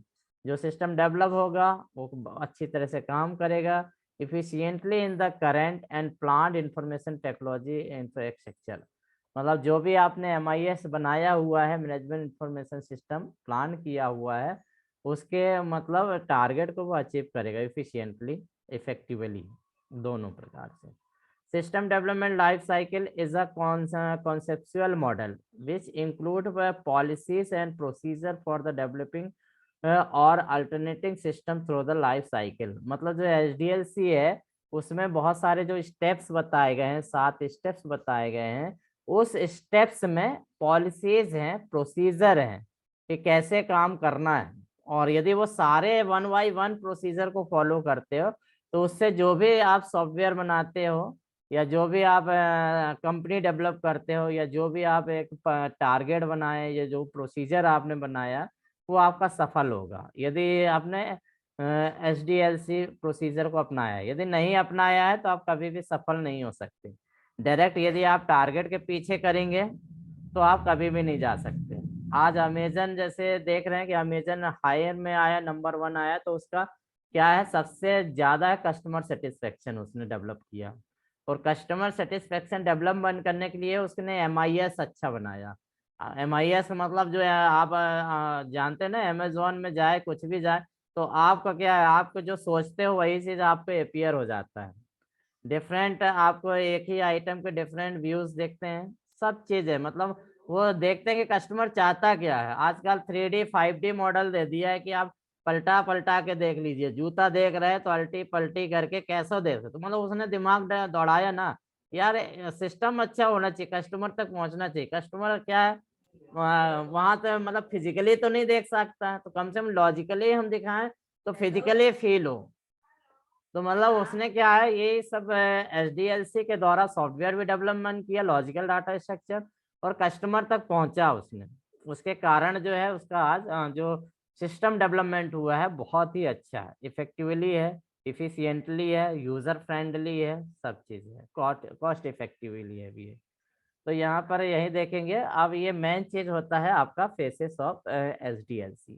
In faces को फॉलो करके ही किसी भी सॉफ्टवेयर को बनाया जाता है, किसी सिस्टम को डेवलपमेंट किया जाता है, किसी कंपनी को खड़ा किया जाता है, या कोई भी बिजनेस हम स्टार्ट करते हैं। जो मैनेजमेंट वाले होते हैं, MBA करते हैं, MBA में भी ये पढ़ाया जाता है। ठीक है, MBA जो कोई कोर्स किए होंगे तो उनको मालूम होगा, क्योंकि MBA वाले ही जो मैनेजर बनाए जाते हैं तो उनको मालूम है कि सिस्टम को कैसे बनाया जाता है, तो इसमें पढ़ाया जाता है। क्योंकि ये सॉफ्टवेयर को भी एक बनाना होता है, इसलिए सिस्टम एनालिसिस डिजाइन उसमें भी पढ़ाते हैं। तो यदि हम HDLC की बात करें तो 7 फेसेस होते हैं। सिस्टम डेवलपमेंट लाइफ साइकिल में 7 फेसेस होते हैं। पहला होता है प्लानिंग। आपको मालूम है कोई भी कार्यक्रम यदि हम कर रहे हैं, कोई भी उद्योग धंधा कर रहे हैं, कोई भी आप प्रोडक्ट बना रहे हैं, तो सबसे पहले प्लानिंग करते हैं। जैसे अभी अपन ने पेंशन महाकुंभ का आयोजन किया, तो कई दिनों से चल रहा, खमरिया, व्हीकल, GIF, ठीक है, अलग डिपार्टमेंट, इनकी इंटरनल मीटिंग चलती रही, पूरी रूपरेखा बनी है। ठीक है, हमको भी कुछ काम दिया गया था, हमने भी अपना काम किया, तो सारे फैक्ट्री में काम किया, प्लानिंग किया। ठीक है, तो planning is the first phase of the HDLC। हम भी याद रखें। ठीक है, प्लानिंग करना, योजना बनाना है, मतलब वो टारगेट अचीव करने के लिए क्या प्लानिंग करना पड़ेगा। अब प्लानिंग में क्या क्या चीज आएंगे आप डिटेल में पढ़ेंगे। उसके बाद एनालिसिस। प्लानिंग तो कर लिया कि भाई एंकरिंग फलाना व्यक्ति करेगा, ठीक है, स्वागत समारोह ये करेंगे, उसके बाद एनालिसिस करते हैं कि यार कोई छूट तो नहीं रहा है, अरे यार ये रहेगा, दो में से इसकी एंकरिंग की आवाज सही नहीं है इसकी, ये इसको यार ऐसा करते हैं, इसको चेंज करते हैं, या एक लेडीज रखते हैं एक जेंट्स रखते हैं तो अच्छा रहे, एक इंग्लिश वाला रखते हैं एक हिंदी वाला रखते हैं एक बाइलिंगुअल रखते हैं। तो ये जनरली एनालिसिस कहलाता है। जब आप चर्चा करते हैं ना तो वो एनालिसिस है। प्लानिंग बन गई, उसके बाद प्लानिंग के बाद एनालिसिस होना चाहिए, ठीक है। यदि आपके पास 25 डिपार्टमेंट के लोग आ रहे हैं तो 25 डिपार्टमेंट के लिए आप एनालिसिस करते हो कि हमारे पास समय आधे घंटे है, आधे घंटे में सबको 100 का समारोह नहीं दे सकते तो हम कितने को देंगे, वो हमारा एनालिसिस पोर्शन में। ऐसे जब हम सॉफ्टवेयर डेवलपमेंट करते हैं, कोई तंत्र डेवलप करते हैं तो सारी प्लानिंग करते हैं कि जैसे मटेरियल आना है तो मटेरियल कहाँ से लेना है, ठीक है, दिल्ली से लेना है, लोकल मार्केट से लेना, कहाँ से लेना है, कम किसमें कम खर्चा होगा किसमें ज्यादा, तो ये सब एनालिसिस पोर्शन में आता है। एनालिसिस हो गया तो सारे हमारे जो है ड्रॉबैक खत्म हो जाते हैं। उसके बाद हमको क्या है, डिजाइनिंग करना है। डिजाइनिंग करना मतलब पूरा आपको तैयार करना है। जैसे हमने बोला कि अपन यदि प्रोडक्ट डिजाइन करते हैं तो हमने पढ़ा ना, प्रोडक्शन एंड प्लानिंग सेक्शन क्या पूरा एक सिस्टम डिजाइन करता है। डिजाइन क्या करता है कि पहले भाई इंजीनियरिंग ऑफिस को मतलब सारी ड्राइंग दे दो, वो अपना काम करेगा। आपने देखा था एस्टीमेट सेक्शन को दे दिया, एस्टीमेट अपना काम कर रहा, ये डिजाइन पोर्शन है, एस्टीमेट अपना एस्टीमेट बनाएगा। उसके बाद क्या है, एमसीओ को दे दिए वो एसएचआईस बना रहा, ठीक है, प्लानिंग को दे दिए वो मटेरियल सीट बना रहा है, एमसीओ को दे दिए कंट्रोल कर रहा है। उसके बाद क्या है, प्रोडक्शन सेक्शन को जिग फिक्सचर की डिजाइनिंग का काम दे दिया, भाई जिग फिक्सचर आप जो है अपने मशीन के हिसाब से डिजाइन करवा लीजिए। तो ये सारा चीज क्या है, मतलब एक पेपर में लेआउट में तैयार कर ले रहे डिजाइन। डिजाइन हो गया है, उसके बाद डेवलपमेंट करना है। मतलब डिजाइन हो गया कि भाई ये बनाना है, ये करना है, ये करना है, तो सबको काम दे दीजिए, अपना वो काम करेंगे, फिजिकल रूप में उसमें कन्वर्ट करेंगे। डेवलपमेंट हो गया है, डेवलपमेंट के बाद क्या होता है, उसकी टेस्टिंग होती है।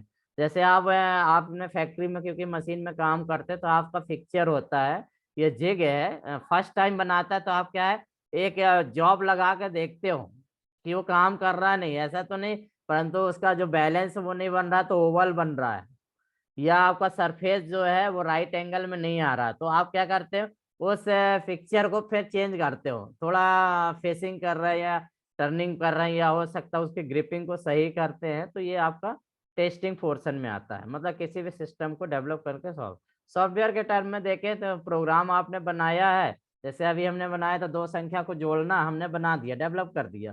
उसके बाद हमने क्या है, इंटीजर डाल के देख रहे हैं चल रहा है नहीं चल रहा, फ्लोट डाला तो एरर आ गया। टेस्टिंग किया ना आपने, फ्लोट डाला एरर, हमने प्रोग्राम बना दिया इंटीजर का और फ्लोट ले ही नहीं रहा, तो ये टेस्टिंग में। तो ये मतलब कोई भी सिस्टम डेवलपमेंट हो जाता है तो उसके बाद टेस्टिंग जरूरी है, ठीक है। यदि हमने दुकान खोल लिया है तो हम क्या है, एक दो महीने उसमें से जो भी इनकम होती है उसको मार्केट में लगाते हैं। मार्केट का मतलब नियम होता है, टेस्टिंग में आता है कि 6 महीने की जो भी पूंजी होती है वो पूरा उसी में लगाया जाता है। ये नियम होता है मैनेजमेंट का कि कोई भी बिजनेस स्टार्ट करते हैं तो 6 महीने में जो भी आपको आता है वो बिजनेस में लगाना है, उसका 5 पैसे यूज नहीं करना है। तो वो क्या टेस्टिंग है, एक्चुअली आप देखते हो कि हमारे हर महीने कितनी सेलिंग हो रही है, हमने इन्वेस्टमेंट कितना किया है, ठीक है। उसके बाद वो यदि हम उतना जो प्रॉफिट है जितना भी हमारा वो हम लगाते हैं उस बिजनेस में, तो अगले 6 महीने में हमको कितना प्रॉफिट होता है, तो वो हम देखते हैं टेस्टिंग में। यदि हम 2 फेस टेस्टिंग के अपना लेते हैं और सफल होते हैं तो उसको इम्प्लीमेंट कर देते हैं, ठीक है। जैसे सॉफ्टवेयर में कोई एरर नहीं है, कुछ भी नहीं है, सबने अब चला के देख लिया, उसको इम्प्लीमेंट कर दीजिए। इम्प्लीमेंट करने के बाद यूजर के पास पहुंच जाता है, कस्टमर के पास पहुंच जाता है, तो कस्टमर से फीडबैक लिया जाता है, कि कस्टमर से फीडबैक लेंगे, वो बताएगा नहीं यार इसमें तो ये गलतियां आ रही हैं। कभी कभी सॉफ्टवेयर में देखते होगे कभी सर्वर एरर आ रहा है, ये आ रहा है, तो आप लोग फोन करके बताते हो ना सर इसमें ये कमियां हैं, तो उसके बाद मेंटेनेंस होगा। यदि आप ना इम्प्लीमेंट कर दिए किसी सिस्टम के, कुछ कमियां हैं, कुछ ड्रॉबैक है, लॉस हो रहा है, तो आप उसको सर मेंटेनेंस करेंगे। हाँ जी। सर ये फीडबैक से और नए नए विचार आते होंगे हाँ, सरों से। फीडबैक से नए विचार आते हैं, तो वही है कि फीडबैक के बाद क्या है, मेंटेनेंस होता है। मेंटेनेंस में जो चीज पॉइंट आते हैं सारे, यदि आपको नहीं हुआ तो लाइफ साइकिल क्या फिर प्लानिंग में आ जाएगी। यदि क्रिटिकल प्रॉब्लम आ रही है तो फिर से प्लानिंग किया जाएगा, फिर से एनालिसिस होगा, फिर से डिजाइन होगा। इसीलिए इसको लाइफ साइकिल बोलते हैं। लाइफ साइकिल क्यों बोल दिया भाई, एक साइकिल क्यों क्रिएट किया गया कि हम इम्प्लीमेंटेशन तो कर देते हैं, उसके बाद यूजर से फीडबैक जो आते हैं उसमें हम मेंटेनेंस में लग जाते हैं। कोई यदि एरर आ रही, कुछ खराबी है तो सिस्टम को सुधारते हैं। सुधारने के बाद भी यदि मेजर प्रॉब्लम आती है तो सारे की लिस्टिंग करके फिर प्लानिंग डिपार्टमेंट को दे देते हैं। फिर प्लान करेगा, फिर एनालिसिस होगा, फिर डिजाइन होगा, फिर डेवलपमेंट होगा, फिर टेस्टिंग होगा, फिर इम्प्लीमेंट। तो ये लाइफ साइकिल जीवन भर चलता है, ये कभी खत्म नहीं होता, याद रखिए। क्योंकि किसी भी उद्योग धंधे में कंपटीशन होता है, किसी भी सिस्टम में कंपटीशन होता है। आज जैसे विंडो एक्सपी था, आपने देखा विंडो 97 आया, क्यों नहीं उसी को स्टेब्लिश किया? क्यों? क्योंकि मैकिन्टोश आ गया, लिनक्स आ गया, उन्होंने अपना नया डिजाइन किया। तो इन्होंने भी अपना एक्सपी लॉन्च किया, विंडो 7 लॉन्च किया, विंडो 2000 लॉन्च किया। मतलब क्या, बढ़ाते गए। अभी रिक्वायरमेंट क्या एंड्रॉयड की है तो विंडो 11 ले आया। 11 में क्या फायदा हो गया कि उसमें एंड्रॉयड एप्स भी चलता है, उससे ये तो कंपनी को फायदा क्या होगा, ऐड मिलेंगे।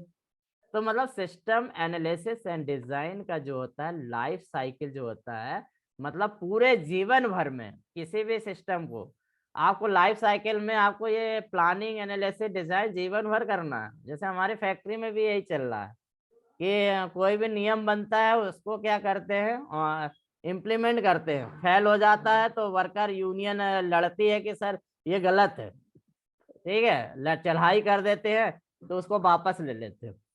हो सकता है उसमें इम्प्रूवमेंट करके फिर ले आते हैं नियम। तो वही चीज है, इसमें देख लें। सिस्टम डेवलपमेंट लाइफ साइकिल को पूरा डिफाइन कर दिया गया है, क्या क्या होता है। ये स्टेप पूरा आपको क्रम से याद कर लेना। एसडीएलसी के 7 फेज आप हमेशा जीवन में हमेशा याद रखना, ये हमेशा काम आएगा आपको। मतलब ये इससे हट के यदि काम करोगे तो सफलता कभी नहीं मिलेगी।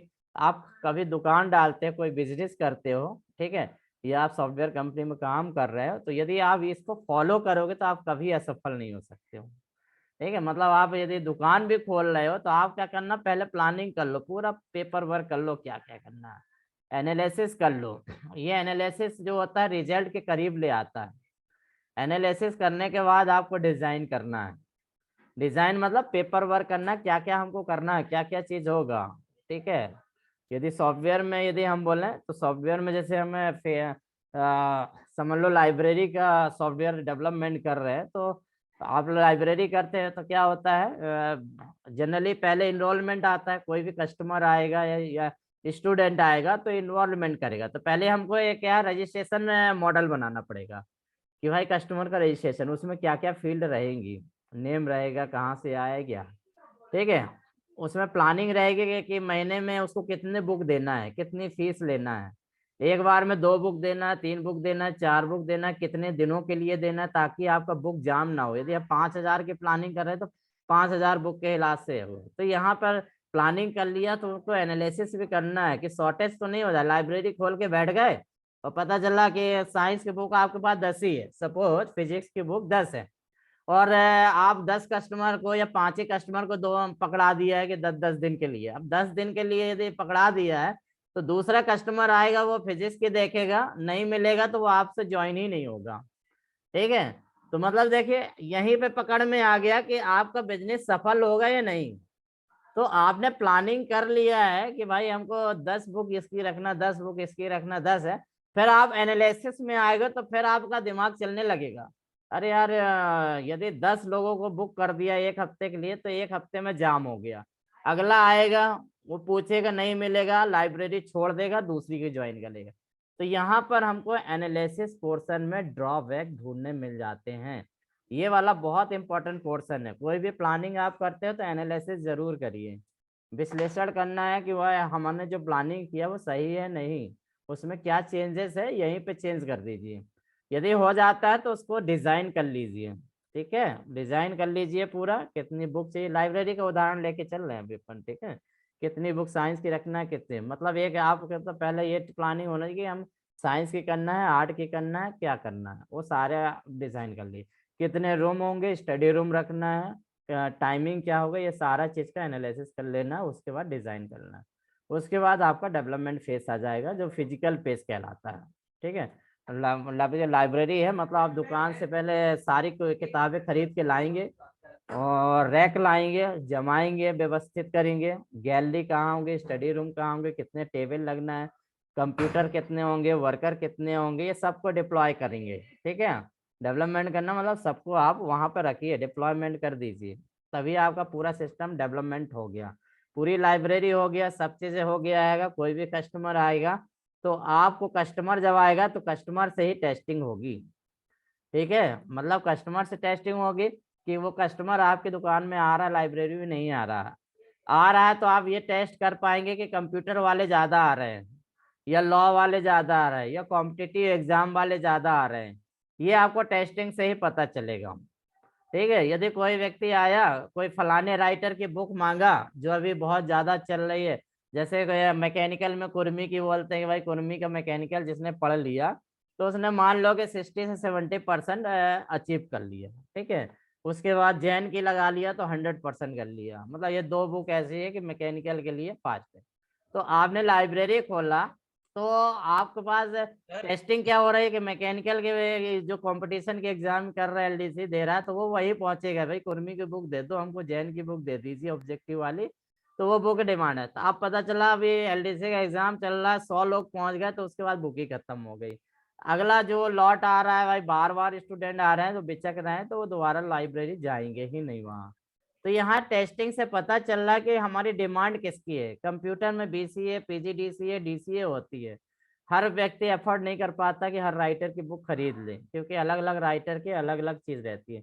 तो कंप्यूटर का भी यहाँ टेस्टिंग हो रहा है, कितनी बुक जा रही हैं। ठीक है, आर्टिकल जर्नल कितने जा रहे हैं, तो यहाँ पर टेस्टिंग फेस में समझ में आ जाता है कि उनमें क्या कमियां हैं। ठीक है, उसके बाद फिर है स्टेब्लिश करेगा। यदि अब बोले कंपटीशन की ज्यादा जरूरत है कि एलडीसी की ज्यादा है, तो वो क्या करेगा, इम्प्लीमेंट करेगा, उसको फटाफट ला के उसको और भी बढ़ा देगा। टेस्टिंग मतलब पहले फेज में तो हमने बोला ना 6 महीने आपका टेस्टिंग वाला है, 6 महीने में 1000 गलतियां माफ। परंतु उसके बाद यदि इम्प्लीमेंटेशन आपने कर दिया, उन कंपनियों को ढूंढ के खत्म कर दिया है, तो इम्प्लीमेंट हो गया है, इसमें कमियां नहीं होना चाहिए। इसमें एग्जिस्टिंग सिस्टम में जो कमियां होंगी उसमें थोड़ा बहुत मेंटेनेंस होगा। अब मेजर मेंटेनेंस यदि आ गया, आपका बिजनेस लॉस में चल रहा है कि यार फायदा नहीं हो रहा है, हमारा जितना बुक आया था आउटडेट, क्यों से होती है कि टाइम पीरियड के बाद नया एडिशन आता है, आपको मालूम है। ठीक है, ऐसी चीज हमको रखना है जिसका टाइम पीरियड के बाद मतलब चेंज नहीं होता है। कुछ चीज होती है जो समय के बाद परिवर्तित होती है। जैसे आपका यदि हम बोल रहे हैं कि कंप्यूटर फील्ड में क्या होता है, हर चीज चेंज होती है, मैकेनिकल में चेंज कम होती है, इलेक्ट्रॉनिक्स में चेंज होती हैं। तो जहां पर हमारा चेंज होता है तो 5-6 साल बाद बुक खराब हो जाती है, तो वहां पर हमको मेंटेनेंस की जरूरत होती है। और जब मेजर प्रॉब्लम होती है तो हम प्लानिंग में चले जाते हैं, फिर नए सिरे से हम प्लानिंग करते हैं कि भाई जो समस्या है प्लानिंग, फिर एनालिसिस, डिजाइन, ये। तो कुल मिला के planning, analysis, design, development, testing, implementation, maintenance, ये आपको बिल्कुल याद रख लेना है कि प्लानिंग होता है, एनालिसिस इसमें आता है। एसडीएलसी का कौन सा कंपोनेंट नहीं है, this is not face of SDLC, which is the face of SDLC, आपको क्वेश्चन यही आएगा। ठीक है, कि प्लान या फिर प्लानिंग क्या है, प्लानिंग के बारे में डिटेल आएगा कि इसको प्लानिंग कहते हैं। ये डेफिनेशन एनालिसिस की है, ये डेफिनेशन डिजाइन की है, ये टेस्टिंग की है। इम्प्लीमेंटेशन किसके बाद आता है, टेस्टिंग के बाद आता है। ठीक है, ऐसे भी क्वेश्चन आते हैं कि डेवलपमेंट के बाद कौन सा चीज आता है। सिस्टम एनालिसिस डिजाइन में डेवलपमेंट के बाद कौन सा फेस आता है, तो टेस्टिंग आता है। तो ये क्रम है, क्रम को मिसमैच नहीं किया जाता। प्लानिंग के बाद डिजाइन कभी नहीं आता, प्लानिंग के बाद टेस्टिंग कभी नहीं आता, प्लानिंग के बाद आपका मेंटेनेंस नहीं आता है। हमेशा जो है क्रम ही फॉलो करना पड़ता है, इसीलिए बोलते हैं स्टैंडर्ड प्रोसीजर है। इस प्रोसीजर के द्वारा आप किसी भी सिस्टम या तंत्र को डेवलप कर सकते हैं। चलें, अब इसमें यदि हम देखें कि फर्स्ट फेज प्लानिंग, जो चीज़ हमने बोला है वही चीज़ इसमें थोड़ा लिखा हैगा। Involve determining a solid plan for development your information system. 3 primary planning, मतलब जो भी आप प्लानिंग कर रहे हैं तो सबसे पहले इंफॉर्मेशन सिस्टम को ही डेवलपमेंट करते हैं। कुल मिला के जानकारियाँ है ना, कोई भी बिजनेस करेंगे तो आप जानकारियाँ कुल मिला के आप इकट्ठा कर रहे हैं, उसी पर एक्टिविटी कर रहे हैं। तो जनरली आपका इसमें 3 phase, define the system to be developed, सबसे पहले कौन सा सिस्टम आप डेवलप करना चाहते हो। सिस्टम मतलब जैसे हमने बोला लाइब्रेरी, वो आपका सिस्टम है, ठीक है। शेयर मार्केटिंग आप कर रहे हैं कि हमको शेयर मार्केटिंग में जाना है, तो वो आपका डेवलपमेंट है। आप यदि सॉफ्टवेयर बना रहे हो किसी कंपनी के लिए, तो वो आपका सिस्टम है, ठीक है। मतलब कुछ भी, यदि कंपनी खोल रहे हैं, दुकान खोल रहे हैं, तो वो आपका सिस्टम है। तो पहले तो ये देख लीजिए कि कौन सा सिस्टम आप डेवलप करना चाहते हैं, ठीक है। टू बी डेवलप, कौन सिस्टम डेवलप किया जाए। क्रिटिकल सक्सेस फैक्टर, ठीक है। A factor simply critical to the organize the success. मतलब क्रिटिकल सक्सेस फैक्टर्स का मतलब वही है कि आपको यदि सक्सेस होना, आपको जो टारगेट है, तो उसमें क्या क्या चीज अहम चीज है, उसका अहम चीज को आपको करना। जैसे हमने बोला ना कि आपका लाइब्रेरी खोल रहे हो, तो सबसे पहले ये देख लीजिए अहम चीज क्या है। कॉलेज, स्कूल और सोसाइटी। यदि हम बोले पनागर में हम लाइब्रेरी खोले तो हमारी नहीं चलने वाली है। विजयनगर में खोल रहे हैं तो थोड़ा चल जाएगी। यदि हम सिटी में खोल रहे हैं कि भाई जहाँ पर कॉलेज है, रानी दुर्गावती के पास खोल रहे हैं, तो वहाँ आपकी लाइब्रेरी आपकी चल जाएगी। मदन महल में चल जाएगी, ठीक है। आधार ताल में हो सकता है चल जाए, रांची में चल जाए, तो जहाँ कॉलेजेस वॉलेजेस ज्यादा हो वहाँ चलेगा, ठीक है। टेक्सटाइल का बिजनेस करना है, तो जहाँ टेक्सटाइल का काम ज्यादा है, जहाँ पर ज्यादा रॉ मटेरियल है, वहां चलेगा। तो वही चीज बोला है कि हमारे क्रिटिकल सक्सेस फैक्टर, किसी भी सिस्टम को डेवलप कर रहे हैं, तो उस सिस्टम को फायदे में लाने के लिए कौन से अहम पॉइंट है, वो आप जरूर नोट कर लो, ठीक है। वो यदि नोट कर लिया तो आपको सक्सेस मिल सकती है। प्लानिंग में ही सेकंड है। फर्स्ट मतलब ये बोला जैसे आपका डिफाइनिंग द सिस्टम, कौन सा सिस्टम, पहले तो ये डिजाइन कर लो। उसके बाद सेट द प्रोजेक्ट स्कोप, आपका जो प्रोजेक्ट का स्कोप कैसे है। जैसे हमने बोला कि लाइब्रेरी हम खोल रहे हैं, तो लाइब्रेरी में स्कोप क्या है। आप साइंस के भी स्टूडेंट को भी फैसिलिटी देना चाहते हैं, कंपटीशन वाले को भी देना चाहते हैं, क्या स्कोप मतलब क्षेत्र, ठीक है। यदि साइंस लाइब्रेरी है तो साइंस की किताब बस रखना है। आप उसका स्कोप बढ़ा रहे हैं, आर्ट्स का भी हम रखेंगे, ठीक है।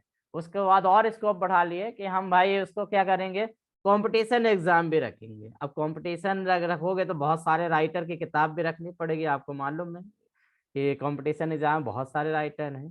तो इससे मतलब क्या है, जब हम स्कोप की बात करते हैं तो क्रीप शब्द आ जाता है। क्रीप मतलब होता है, मतलब रेंगना, मतलब जो है इच्छाएं जो होती हैं, कि जैसे जैसे आप एक एक कदम बढ़ते हो ना, रेंगते हो, मतलब एक टारगेट तक पहुंचने के लिए एक एक कदम बढ़ाते हैं, तो वैसे ही स्कोप में होता है। कोई भी प्रोजेक्ट होता है तो clearly define the high level system requirement, मतलब उस सिस्टम जो आप डेवलप कर रहे हैं, जो आप कोई भी तंत्र डेवलप कर रहे हैं, उसकी रिक्वायरमेंट कहाँ तक है, कहाँ तक जाना है। जैसे अभी हमारी फैक्ट्री की रिक्वायरमेंट थी थल सेना, जल सेना, वायु सेना, यही है ना, आप बोल सकते हो, पहली रिक्वायरमेंट थी। उसके बाद एक कदम हमने बढ़ा कि सिविल ट्रेड लाया। सिविल ट्रेड हमने क्या 90 के बाद लाया। सिविल ट्रेड मतलब है सिविल को भी हमने देने लगे आर्म्स, ठीक है। उसके बाद हमारी रिक्वायरमेंट क्या होगी, हमने एक कदम और चला, एक क्रीप और चढ़ा, अब हमारा एक्सपोर्ट बन गया है। अब यदि ऑर्डिनेंस फैक्ट्री की बात करें तो गवर्नमेंट बोलती है हमको एक्सपोर्ट बढ़ाना है, हमारा डिफेंस प्रोडक्ट में एक्सपोर्ट का परसेंटेज बढ़ना चाहिए, इसलिए हम पब्लिक पार्टनरशिप भी अपना रहे हैं। प्राइवेट कंपनियों को भी हम लाइसेंस दे रहे हैं, क्यों, क्योंकि हमको एक्सपोर्ट बढ़ाना है, क्योंकि जितने हैंड डेवलप करेंगे उतना एक्सपेक्ट। तो सेकंड होता है कि प्रोजेक्ट स्कोप, जो हमारा तंत्र है उसमें हम कितना बढ़ा सकते हैं।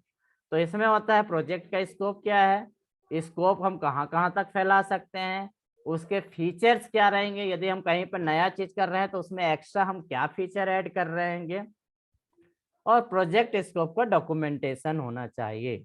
जो भी आप बना रहे हैं तो उसका डॉक्यूमेंटेशन तैयार करना कि पहले क्या था, और फिर हमने जैसे 1980 में क्या था, 90 में क्या था, 91 क्या था, 2022 में क्या था, और 24 में हम क्या करेंगे, 26 में क्या करेंगे, ये आप प्लानिंग में डिफाइन कर देंगे। इसके बाद तीसरा होता है develop the project plan including task, resources, time time frame. मतलब आपका टास्क माने आपका कौन सा काम कर रहे हैं। जैसे हमने बोला लाइब्रेरी, तो आपका टास्क हो गया। रिसोर्सेस क्या हो गया, किताब, जो आपकी बुक्स है, मतलब मैन है बुक्स, रैक्स, और जो आपका बिल्डिंग, आपके जो कर्मचारी, ठीक है, प्रिंटर, कंप्यूटर, ये सारे रिसोर्स है। लाइट, पंखा रिसोर्सेस है।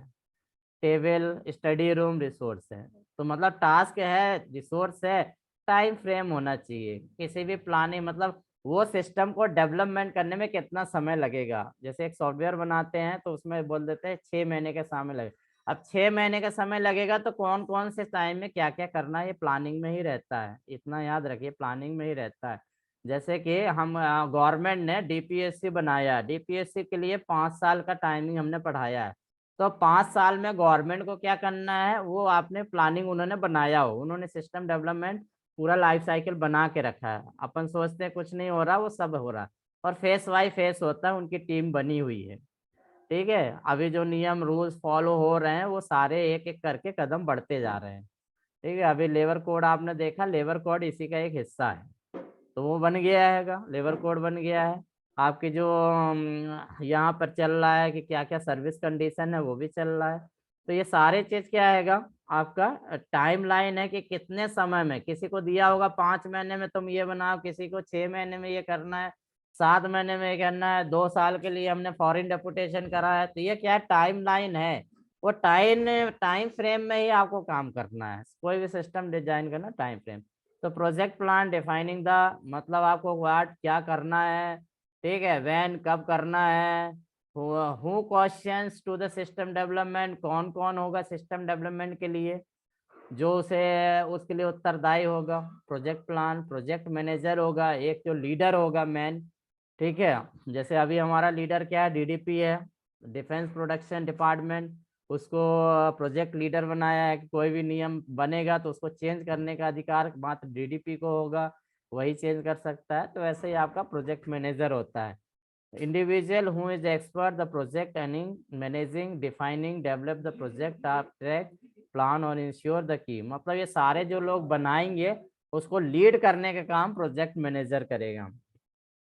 आप देखते हैं कि प्राइवेट कंपनी में यदि आपके भाई या दोस्त काम करते हो तो उसमें एक प्रोजेक्ट मैनेजर या टीम लीडर होता है। आप सुने होंगे टीम लीडर, मतलब सॉफ्टवेयर डेवलप करते हैं तो कई मॉड्यूल में डिवाइड कर देते हैं, सब अपना मॉड्यूल बनाता है और एक टीम लीडर होता है, उसको प्रोजेक्ट मैनेजर बोलते हैं। तो वो लीड करता है सबको, मतलब सारे टुकड़े जब इकट्ठे होते हैं तो वो नॉलेजेबल होता है, वो सबको कंबाइन करता है, तो प्रोजेक्ट मैनेजर।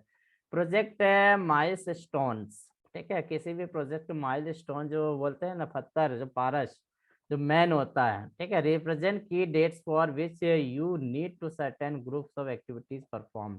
मतलब क्या होगा, प्रोजेक्ट माइलस्टोन मतलब है प्रोजेक्ट बनाने के लिए कितने सारे मैनेजर लगे हैं, उनके बीच में मीटिंग लेना, ठीक है, एक समय पर उसको इकट्ठा करना। तो ये प्लानिंग के अंदर बहुत सारी चीज हैं। हमने केवल प्लानिंग शब्द यूज किया, प्लानिंग के अंदर 3 फेस होते हैं। मतलब प्लानिंग में आपका 3 फेस, ये पहला जो है ये टाइम फ्रेम है, जैसे यहाँ टाइम फ्रेम बताएगा, एक स्क्रीन बड़ी कर लेना, आप समझ में आ जाएगा। जैसे ये प्लानिंग वाला है कि प्लानिंग में आप कब तक कर लेंगे, जैसे मतलब 2005 तक प्लानिंग कर लेंगे। फिर एनालिसिस करना है तो एनालिसिस का जो है हमारा जुलाई तक जाएगा, सॉरी जुलाई तक नहीं, दिसंबर तक हम जो है एनालिसिस करेंगे। कौन कौन करेगा भाई, जॉन करेगा, केतली करेगा, मैरी करेगा, 50% ये करेगा, सबको काम अलोकेट कर दिया है। डिजाइन का काम हम कब से स्टार्ट करेंगे, तो डिजाइन का जो है नवंबर से स्टार्ट करेंगे और मई में कंप्लीट करेंगे। इसके लिए जॉन और मैरी है, 50-50% दोनों काम करेंगे। इसके बाद डेवलपमेंट करना है, बिल्ड डाटाबेस करना बनाना है, तो इसके लिए बता दिया कि भाई डाटाबेस का काम जो है फरवरी से स्टार्ट करेंगे और मई में कंप्लीट करेंगे। ठीक है, इसके बाद टेस्टिंग कब करेंगे, टेस्टिंग का है कैथले करेगा भाई, ये है 50 दिन का समय लेगा और इसका स्टार्टिंग डेट जो होगा मार्च में होगा। उसके बाद सिस्टम को इम्प्लीमेंट करना है 70 दिन के अंदर, क्या हो जाएगा, तो उन्होंने बोला हाँ 70 दिन के लिए हम कर लेंगे। 70 दिन में कौन करेगा भाई, ये जुलाई से करेगा, जॉन करेगा। उसके बाद जो है मेंटेनेंस का काम होगा, तो मेंटेनेंस लगभग हमको 55 दिन का तय किया कि 55 दिन में मेंटेनेंस करेंगे। तो मेंटेनेंस का भी टाइम स्लॉट कर दिया है कि भाई इसका जून से लेके सितंबर तक करेगा, जॉन करेगा। तो इसके मतलब क्या है, यहाँ पर हमने क्या सीखा, प्लानिंग में जो टाइम फ्रेम बनाते हैं किसी भी सिस्टम को डेवलपमेंट करने के लिए हमको पूरा टाइम बनाना पड़ता है। प्लानिंग में यही होता है कि इतनी तारीख से इतनी तारीख तक काम ये वाला होना, प्लानिंग हो जाना चाहिए, फिर एनालिसिस होना चाहिए, फिर डिजाइन होना चाहिए, डेवलपमेंट होना चाहिए, टेस्टिंग होना चाहिए, इम्प्लीमेंट होना चाहिए, हो गया। ठीक है, तो ये सारा चीज है। अभी जीसीएफ फैक्ट्री में एक लेटेस्ट न्यूज बताते हैं, हमारे यहाँ पीएलएम डेवलपमेंट हो रहा है, ठीक है। प्रोजेक्ट जो है प्रोडक्ट लाइफ साइकिल मैनेजमेंट, एक सॉफ्टवेयर होता है, ये डिप्लॉय हो रहा है। ये लगभग 10 करोड़ का प्रोजेक्ट है, जो लगभग अभी 6 महीने से ज्यादा हो गया, 8 महीने लगभग हो चुके हैं, 8 महीने हो गया है, इम्प्लीमेंटेशन फेस में है अभी, ठीक है। मतलब ये है हमारे 6वें फेस में आ गया है, इसमें मैं भी एक हिस्सा हूँ, इसका एक सदस्य हूँ इम्प्लीमेंटेशन। एक्चुअली मैं एज अ यूजर हूँ, प्लानिंग के है तो प्लानिंग में हमारा आता है, तो मैं एज अ यूजर हूँ, तो हम लोग की टीम में बुलाया जाता है कि पीएलएम में मतलब आप देखिए, तो फीडबैक हम लोग देते रहते हैं कि हमारा जो वारंट सिस्टम ऐसा होगा, एस्टिमेट में ये होगा, हम ऐसे करते रहे। तो हमसे पूछते हैं कि आप क्या क्या करते हो, तो वो हम पीएलएम में बताते रहते हैं। तो ये सारा उन्होंने मतलब हमको शुरू में जब स्टार्ट हुआ था पीएलएम का, तो दूसरे मंथ में कंपनी आया था, उन्होंने पूरा ये बताया कि टाइमलाइन पूरा बताया कि इतने इतने महीने समय लगेगा, और ये जो है हमारा नए साल से पीएलएम स्टार्ट हो जाएगा। तो प्रोडक्ट की पूरी जानकारी उसमें लाइव धनुष जो है, धनुष को पीएलएम में डाल रहे हैं। तो मतलब ये क्या, उन्होंने एक सिस्टम हमने अडॉप्ट किया है, वो पैसे हमने से खरीदा है, अब वो सिस्टम को हमारे यहाँ पर पीएलएम ला रहे हैं। तो पीएलएम जब इंस्टॉल हो जाएगा तो सारा चीज ऑटोमेशन होने लगेगा। 4.0 के हिसाब से 7 सेक्शन हमारे पीएलएम में जा रहे हैं, मतलब 4.0 इम्प्लीमेंट होगा। तो 4.0 इम्प्लीमेंट हो जाएगा तो स्वरूप ही बदल जाएगा, काम करने वालों को बहुत मजा आएगा, ये सब चीजें। तो ऐसे सिस्टम को डेवलपमेंट करने के लिए कितना फेसेस से गुजरता है, तो प्लानिंग में ये आपका ये चीज आ जाएगा। इसके बाद देख लेते हैं एनालिसिस। प्लानिंग हो गया, उसके बाद एनालिसिस होता है। तो एनालिसिस फेस यदि हम बोले तो सबसे ज्यादा इसमें यूजर और आईटी होता है। एनालिसिस मतलब कमियां कौन बताएगा, आपने तो सिस्टम बना दिया, प्लानिंग कर दिया, तो एनालिसिस में हम लोग को बुलाते हैं कि भाई आप पहले क्या करते रहे। हमने किया कि भाई इसमें तो पीपीसी में आता था सर, ये करते रहे, यहाँ इनपुट है, आपके सिस्टम में तो 4 जगह हमको डाटा डालना पड़ रहा है। तो 4 जगह डाटा डालते हैं तो वो फिर बताते हैं कि 4 जगह डाटा डाल दीजिए, इससे क्या क्या फायदा, फिर वो आपको फायदे भी बनाते हैं। तो एनालिसिस कर रहे हैं ना, वो हमसे पूछ रहे हैं कि आपका पीपीसी में आप ये काम करते, वारंट इशू करते तो इतना समय लगता है, हम आपके यदि इस सिस्टम में वारंट इशू करते तो क्या सिस्टम होगा। तो उसमें आपका आईडी सब अलग है, यहाँ वारंट नंबर जो हम देते हैं ये डिजिट में बात करते हैं कि भाई इस इतने डिजिट का होता है, वहाँ कुछ और होगा, 5 डिजिट का, 7 डिजिट का, और सिंपल है प्रोजेक्ट कोड होगा, सब चेंज होता है। तो यहाँ इन्वॉल्व कौन होगा, एंड यूजर। एंड यूजर हमने बताया था कि वह यूजर जो सॉफ्टवेयर नहीं चलाना जानता है, वह यूजर जो कंप्यूटर नहीं जानता है। आपने पीएलएम लाया, पीएलएम क्या, उसको क्या लेना देना, ठीक है ना। आप यदि क्योंकि आप देखिए टर्निंग मशीन चला रहे थे सीएनसी, तो सीएनसी भी पीएलएम से कनेक्ट है। हमारे यहाँ क्या सारी तार बिछ गई है, जितनी सीएनसी है सब पीएलएम से कनेक्ट कर दिया गया है। अब उसमें जो भी आप कम करोगे वो इंचार्ज चार्जमैन के कंप्यूटर में दिखता है। मतलब आप टर्निंग लगा रहे हैं तो कितने का फीड, कितना का स्पेस लगाया, वो सब चीज दिखता है। पहला यदि आपको एक लॉट मिला 1000 का, तो पहला जॉब बनाया आपने 1 मिनट में, दूसरा बनाया 2 मिनट में, तीसरा बनाया 5 मिनट, वो सब दिख रहा है उसको, ठीक है। कहाँ काम चोरी हो रही, कहाँ काम चोरी नहीं हो रही, सब हो रहा था। ये पीएलएम क्या है, सब चीज होता है। एंड यूजर को क्या ले देना, वो तो क्या सीधे मशीन चालू क्या चालू, उसको नहीं मालूम कि ये वॉच चल रहा है। आपका एनालिसिस कर रहे हैं कि आप भाई एंड यूजर मतलब उसको नहीं मालूम ना सॉफ्टवेयर के विषय में। तो एंड यूजर वही है जिसको कुछ भी नहीं मालूम होता है उस सिस्टम के बारे में, वह भी उसको ऑपरेट कर सके। मतलब पीएलएम से कनेक्ट कर दिया तो वो मतलब वो पढ़ के समझ सके कि कौन सा जॉब चल रहा है, कहाँ स्टेज में है, और यदि समस्या आ रही तो वो कहाँ पहुंच गया है, उसके मोबाइल में भी पूरी इंफॉर्मेशन आएगी। तो इसमें एंड यूजर और आईटी स्पेशलिस्ट ये दोनों चीज रहते हैं। तो जो आईटी सेक्शंस के रहते हैं, जो डाटाबेस रहता है कहाँ पर, इन्फॉर्मिक्स में है, ऑरेकल में है, उससे कंसल्ट करते हैं। और एक यूजर जो उसको यूज करेगा, यूजर जो यूज करेगा, जैसे चार्जमैन यूज करेगा, जैसे हम लोग हैं कि वारंट इशू करते हैं, प्लानिंग करते हैं, तो हम क्या क्या कंप्यूटर में करते हैं, एक्सेल में क्या करते हैं, सब हमको बताना पड़ता है कि ये हम इसमें करते हैं, तो पीएलएम में डालेंगे। अब डाटा किसके पास होता है, आईटी डिपार्टमेंट के पास। तो आईटी और एंड यूजर मिलकर आपको एनालिसिस फेस में सहयोग करेंगे, वर्किंग टुगेदर इन अंडरस्टैंड एक दूसरे को समझेंगे। Document of business requirement for the purpose propose system, जो भी सिस्टम है, जैसे हमने बोला पीएलएम डेवलप कर रहे हैं तो उसके लिए क्या क्या चीज रिक्वायरमेंट है, ये एनालिसिस फेज में हम देख लेंगे। एनालिसिस में जनरली 2 प्राइमरी एनालिसिस एक्टिविटीज होती है। पहले तो get the business requirement. Business requirement क्या है, तो एक्चुअली हमारी रिक्वायरमेंट क्या है, जो धनुष सिस्टम हम यूज कर रहे हैं 2013 से डेवलप कर रहे हैं। 114 गन का हमको ऑर्डर मिला है, आज तक हम अचीव नहीं कर पाए हैं, आज 23 गन तक हम बना पाए हैं। ठीक है, 2013 से डेवलप करते करते और आज हम 23 गन बना पाए, और ये हमारे पास टारगेट 114 का है। यदि हम समय पर नहीं बना पाएंगे तो वो फेल हो जाएगा। तो हमारी रिक्वायरमेंट क्या है, समय पे है। अब हमने इतने गनों का मतलब डेवलप कर लिया है, परंतु किसी भी वर्कर से पूछो तो उसको मालूम ही नहीं कैसे बनाए। पहले गन में ऐसा बनाया था, फिर डिजाइन चेंज कर दिया। पता चला ड्राइंग इंजीनियरिंग ऑफिस में जाओ तो भैया हमने ये स्पेसिफिकेशन यूज किया था, इसमें ये दिक्कत आई तो ये स्पेसिफिकेशन यूज हो रहा है। मतलब डाटा एक जगह नहीं है। परंतु यदि हम पीएलएम में डाल देंगे तो पहले वाला गन में कितने आइटम लगे थे, उसके बाद क्या इम्प्रूवमेंट हुआ सेकेंड गन में, फिर थर्ड गन में क्या इम्प्रूव हुआ, फोर्थ, फर्स्ट गन बनाने में कितना समय लगा, सेकेंड गन बनाने में कितना समय लग रहा है, फोर्थ में कितना लग रहा है, उसमें क्या चेंजेस करना है वो कंप्यूटर खुद ही बताएगा। ठीक है, रॉ मटेरियल की कमी पड़ रही, क्यों कमी पड़ रही, वो सिस्टम खुद बताएगा। कोई रॉ मटेरियल है, कितने बार यू रिजेक्ट हो रहा है, वो सिस्टम बताएगा।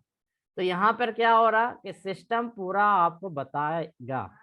तो गैदर द बिजनेस रिक्वायरमेंट, तो पहले हमारी रिक्वायरमेंट क्या है कि हमारे पास एक स्ट्रक्चर नहीं है डिजाइनिंग का कि हम डेवलप कर पा रहे हैं, इंफॉर्मेशन नहीं है, तो वो सारे इंफॉर्मेशन को इकट्ठा करने के लिए पीएलएम बनाया जा रहा है। पूरा एक धनुष है, धनुष मतलब एक एक पार्ट, उसके जितने भी पार्ट डेवलप करने, उसके लाइफ होती है ना। जैसे एक धनुष बनाने में हमको समझ लो 3 महीने लगा, 1 महीने, तो उसकी लाइफ है। उस लाइफ साइकिल में कितना मतलब क्या क्या पार्ट से होकर गुजरना पड़ता है, वो सारी की इंफॉर्मेशन रही। फिर जब हम सेकेंड वाली बनेंगे तो 2 महीने लगेगा, फिर थर्ड बनाएंगे तो 1 महीने लगेगा। मतलब यदि हम इसको सिस्टमेटिक ढंग से करेंगे तो समय कम होते जाएगा। तो आज हमारी जरूरत है क्या है कि हमको उसको डेवलप करना है, इसलिए हम जैसे प्राइवेट कंपनियां यूज कर रही हैं तो उसी को हमने हायर किया कि भाई जब वो कर सकते हैं तो हम क्यों नहीं। तो उन्होंने बताया भाई ये सिस्टम यूज करते हैं, आप यूज करिए, आप भी आगे आ जाएंगे। तो यहाँ पर गैदर द बिजनेस रिक्वायरमेंट, हमारी आवश्यकता है कि हमको टारगेट में पहुंचना है। तो इसके लिए business requirement detail the set of knowledge worker request that system must meet the order to successful. तो जनरली वही होता है, जो सिस्टम में काम करने वाले वर्कर है वही तो आपको जानकारी देंगे, उन्हीं से आप जानकारी लेंगे पूरा। ठीक है, जस्ट एप्लीकेशन डेवलपमेंट एक जेस्ट होता है और एक रैड होता है। यदि हम ये मॉडलिंग टेक्निक होती है कि जॉइंट एप्लीकेशन डेवलपमेंट, मतलब कई एप्लीकेशंस को जॉइंट करके एक मेजर एप्लीकेशन बनाया जाता है। जैसे हमने बोला कि selling department, production department, admin department, selling department, marketing department, store department, ये सारे अलग अलग हैं। तो अलग अलग के सॉफ्टवेयर बनाएंगे, उसके बाद कंबाइन करेंगे। तो जॉइंट एप्लीकेशन डेवलपमेंट का मतलब वही होता है कि छोटे छोटे पार्ट्स को जो हमने डेवलप किया है उसको हम लोग को कंबाइन करना है, जेड। और एक होता है rapid application development, red. Rapid application development में अचानक जरूरत पड़ती है कि ये करना ही है और हमारे पास टाइम कम है, 1 महीने में करना है, फिर रैपिड एप्लीकेशन डेवलपमेंट होता है। तो उसमें हम जेड, रेड, ये क्वेश्चन आया हुआ है, जेड का आया हुआ, रेड का आया हुआ है, तो इसलिए याद रखिए। जेड जॉइंट एप्लीकेशन डेवलपमेंट, जब अलग अलग एप्लीकेशंस को कंबाइन करके डेवलप किया जाता है, जेड कहलाता है। और रैपिड एप्लीकेशन जब टाइम कम होता है और किसी सिस्टम को फास्टली डिजाइन किया जाता है तो उस समय कौन सा मॉडल यूज किया जाता है, रैड मॉडल यूज किया जाता है। तो आईटी स्पेशलिस्ट और वर्कर इसमें भी होंगे आपके। एनालिसिस फेस में दूसरा पोर्शन होता है आपका प्रियोरिटाइज द रिक्वायरमेंट। ठीक है, किसकी ज़्यादा ज़रूरत है। एक्चुअली रिक्वायरमेंट बहुत सारी रहती है किसकी, जैसे हमने लाइब्रेरी का उदाहरण दिया था कि भाई साइंस लाइब्रेरी खोल रहा है या कंपटीशन की खोल रहा है, आपकी प्रियोरिटी क्या है, आप प्रियोरिटी डिसाइड करिए। तो एनालिसिस से यदि विश्लेषण करते हैं तो उसमें ये भी देखते हैं ना प्रियोरिटी। जैसे हमने पेंशन महाकुंभ का लिया कि भाई प्रियोरिटी डिसाइड कर लो, हर 25 लोग हैं तो 3 ही लोग मंच में अब भाषण दें या 3 लोग ये दे रहे, तो प्रियोरिटी डिसाइड कर रहे हैं। तो वही चीज है, priority the business requirement, place them the formal comprehensive document. मतलब आपका बहुत सारी चीजें हैं उसमें, ये किसमें प्राथमिकता किसको देना है उसको डॉक्यूमेंटेशन में उतारना है। एनालिसिस में फिर आप देखते हैं कि जनरली क्या होता है, हमने प्लानिंग फेज में कितना खर्चा आया ये भी देखना है। ठीक है, ऐसा नहीं है हमारा प्रोजेक्ट यदि हम बोले कि 2,000 का हमारा एक टारगेट है कि भाई सामने वाला जैसे कंपनी, मतलब कोई भी कंपनी है आपको सिस्टम डिजाइन के लिए डेवलपमेंट के लिए काम दीजिए, सॉफ्टवेयर का मान ले, जैसे हमने PLM का बोला 10 करोड़ हमने दिया कंपनी को, तो 10 करोड़ उसको दे एनालिसिस करना पड़ेगा ना कि भाई हमारा 10 करोड़ में कम से कम कितना है कि 5 करोड़ ही खर्च हुआ, 5 करोड़ फायदा तो होना चाहिए। तो वो प्लानिंग में कितना खर्च हुआ ये देखेगा, एनालिसिस तक में कितना खर्च हुआ है, डिजाइन में कितना खर्च हो गया है, फिर डेवलपमेंट तक कहाँ पहुंच गया है, ठीक है, इम्प्लीमेंटेशन में कहाँ पहुंच गया है। तो टारगेट हमने पहले ही रख देते हैं कि इस सिस्टम को डेवलपमेंट में 2,000 करोड़। जैसे हमने बोले एक दुकान खोलना है, तो दुकान खोलने के लिए आपको दे दिया पापा ने कि 5 करोड़ है, ये 5 करोड़ में कोई भी बिजनेस खोल लो, तो आपके पास टारगेट तो 5 ही करोड़ है ना, आपको 5 करोड़ में पूरा करना है, तो आपको पहले ही दिमाग लगाना है कि प्लानिंग में कितना खर्चा करना है। ठीक है, उसके बाद एनालिसिस मतलब एडवाइजर, फाइनेंशियल एडवाइजर को आप ले लीजिए, जो बिजनेस एडवाइजर है आप उसको लीजिए, एक MBA को हायर कर लीजिए, जो MBA वाला है वो पूरा बताएगा, और एक जो लॉज का है एक वकील को हायर कर लीजिए, क्योंकि मालूम है कि ये आप बिजनेस खोलोगे आप फंसोगे ही कहीं ना कहीं, पुलिस केस में या किसी में क्रिमिनल केस में कहीं भी फंस सकते हो। तो आपको ये सारे एक्टिविटीज यहाँ पर आपको हायर है, इसमें पैसा लगेगा। फिर डिजाइन, कोई कंपनी के माध्यम से डिजाइन कर रहा है, कोई डेवलपमेंट के माध्यम से डिजाइन कर रहा है वो है। तो यहाँ पर क्या होता है, एनालिसिस फेज में आपको ये भी ग्राफ भी देखना है, अमाउंट जो इन्वेस्टमेंट है वो कहाँ तक पहुंच रहा है। डिजाइन फेज आता है इसके बाद थर्ड, मतलब एनालिसिस खत्म हो गया। डिजाइन फेज में क्या होता है, build the technical plug print blueprint of how to propose system build work. यहाँ पर आपका पूरा डिजाइन होता है, जो आपने सारा एनालिसिस कर लिया उसको कागज में उतारना है। ठीक है, ब्लूप्रिंट तैयार करना मतलब मालूम है ना, पूरा डॉक्यूमेंट खाका तैयार कर लेते हैं, उसके बाद एक एक पॉइंट को पढ़ पढ़ के काम करना स्टार्ट हो जाता है। जैसे आपने बोला ना कि लाइब्रेरी खोलना है, तो भाई कहाँ पर सिटी में खोलना है, मदर महल में खोलना है। उसके बाद लिखा है कि बिल्डिंग बनाना है करीबन 4,000 स्क्वायर फीट की, उसमें आपने लिखा है कि 2 हॉल बनाना है, 2 रूम रहेंगे, चेयर कुर्सी रहेंगे। तो 1 बाय 1 स्टेप क्या है आपका डिजाइन फेस में पूरा ब्लूप्रिंट रहेगा। ठीक है, हमारा बिजनेस है जैसे सॉफ्टवेयर है, तो सॉफ्टवेयर का भी एक ब्लूप्रिंट है, उस सिस्टम को डिजाइन करना है। 2 प्राइमरी डिजाइन एक्टिविटीज होती हैं। Design the technical architecture, technical में क्या, डिफाइन द हार्डवेयर सॉफ्टवेयर और telecommunication equipment required to run the system. अब यहाँ पर एक उदाहरण जनरली ले लिया कि हम एक सिस्टम डेवलपमेंट कर रहे हैं, एक सॉफ्टवेयर डिजाइनिंग कर रहे हैं, तो कोई भी सॉफ्टवेयर डिजाइनिंग करने के लिए हार्डवेयर क्या जरूरत पड़ेगी, सॉफ्टवेयर क्या जरूरत पड़ेगी, या कम्युनिकेशन के माध्यम क्या होंगे, ठीक है, रन करने के लिए, सिस्टम को रन करने के लिए, मतलब इंटरनेट या नेटवर्क, ये आप समझ लीजिए।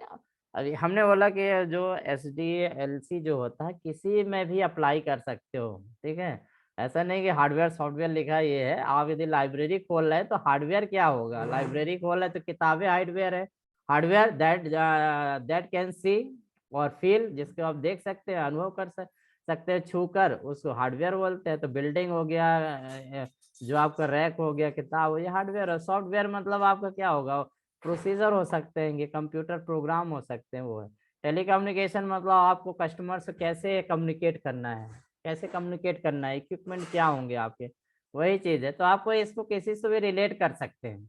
आप ऐसा मत समझे कि सिस्टम एनालिसिस कंप्यूटर का ही एक हिस्सा है। जनरली क्या है, यदि हम चूंकि हम IT पढ़ रहे हैं तो इसलिए कंप्यूटर वे में ज्यादा हम इसको रखते हैं, तो सारे एग्जाम्पल क्या है कंप्यूटर को ही डिफाइन करके रखेंगे कि हार्डवेयर और सॉफ्टवेयर है, ये सारा चीज। इसके बाद डिजाइन द सिस्टम मॉडल आता है सेकंड पोस्ट, जिसमें मॉडलिंग होता है। The activity of the drawing graphical representation, जो भी एक्टिविटीज है उसकी ड्राइंग बनाना है, ग्राफिकल रिप्रेजेंटेशन करना है।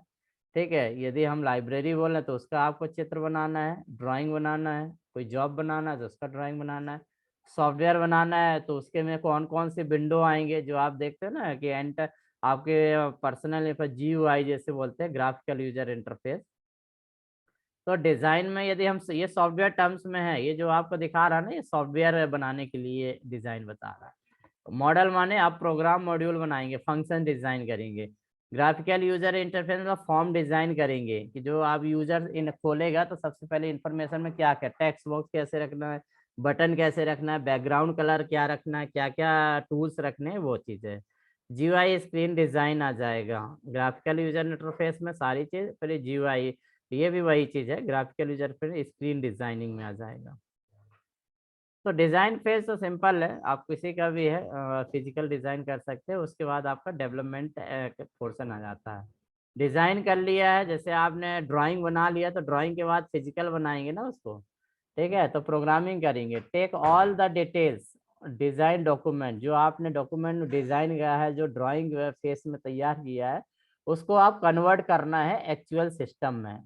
तो कन्वर्टिंग द डॉक्यूमेंट या design face into the actual system, that is non the development. जैसे बिल्डिंग है, बिल्डिंग का डिजाइन बन गया, अब आप बिल्डिंग बनाना है, मिस्त्री लगाइए, बिल्डर लगाइए, लेबर लगाइए, मटेरियल बनाइए। तो एक्चुअल जो सिस्टम डिजाइन होता है that is non the development. Two primary development activities होती है, बिल्ड द टेक्निकल आर्किटेक्चर और बिल्ड द डाटाबेस। तो यहाँ आप सॉफ्टवेयर ले लिया है, तो सॉफ्टवेयर में आपका आर्किटेक्चर मतलब होता है कि आपका लिनक्स बेस में करना है, ठीक है, या मैकिन्टोश बेस में करना है, या आप विंडो बेस में करना है, आर्किटेक्चर कौन सा यूज कर रहे हैं, या आपका सारा चीज है। इसके बाद फिर आप बोलते हैं कि डॉटनेट में आपको सॉफ्टवेयर बनाना है, ठीक है, या आपको वेबसाइट बनाना है, एएसपी में बनाना है, सी में डेवलप कराना है, जावा में डेवलप कराना, कौन सा टेक्निकल आर्किटेक्चर यूज करेंगे। इसके बाद डाटाबेस और प्रोग्राम, ठीक है, बिल्ड द डाटाबेस। डाटाबेस मतलब ऑरेकल में डाटाबेस बनाना है, टेबल बनाना है, उसका प्रोग्राम। ये डाटाबेस का हम डिटेल में पढ़ेंगे, एक चैप्टर है डीबीएमएस, डाटाबेस मैनेजमेंट सिस्टम, इसलिए आप ज़्यादा इसमें दिमाग नहीं। डेवलपमेंट में मतलब वही है कि फिजिकल एक्टिविटी करना। इसके बाद टेस्टिंग देख लो। सर, हाँ जी, डाटाबेस मैनेजमेंट सिस्टम से कितना क्वेश्चन आ जाता है सर? उसमें से भी देखिए 3 या 4 क्वेश्चन, कभी कभी 2 क्वेश्चन ऐसे आया हुआ है। डीबीएमएस से, रिलेशनल डाटाबेस मैनेजमेंट से आ जाता है।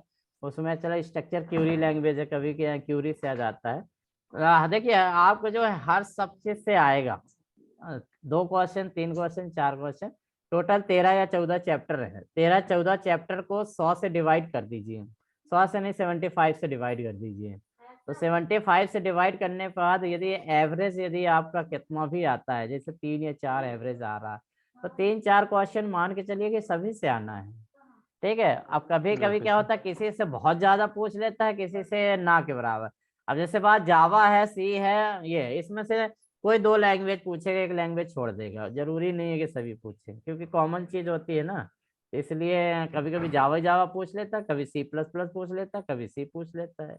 तो ये कुछ भी हो सकता है। राइट द टेक्स्ट कंडीशन, मतलब टेस्टिंग में क्या होगा, याद रखिए कि verify that the system work and meet all the business requirement, define the analysis phase.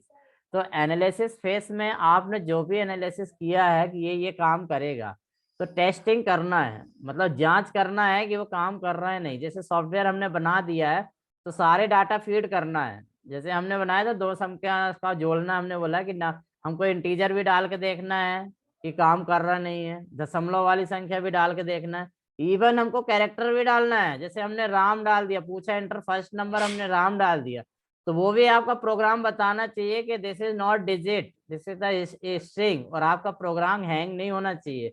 वो एडवाइस करना चाहिए देते। जैसे कभी कभी होता है ना, पासवर्ड इनकरेक्ट बताता है, प्रोग्राम तो नहीं बंद हो जाता है, प्रोग्राम पासवर्ड इनकरेक्ट मतलब आपको कर्सर को वहीं पहुंचा देता है, फिर आप डालिए। तो यहाँ पर क्या है, पासवर्ड इनकरेक्ट हुआ तो आपको वहीं पहुंचाना है। तो टेस्टिंग में यही होता है कि सारे चीज चल रहा है नहीं चल रहा है। पता चला पूछा है मोबाइल नंबर और 12 डिजिट का 10 डिजिट का ना ले रहा है, आपको लिखा मोबाइल नंबर और आप 14 डिजिट डाल दे रहे हैं तो वो ले रहा है, तो ये आपका प्रोग्राम सही काम नहीं कर रहा है।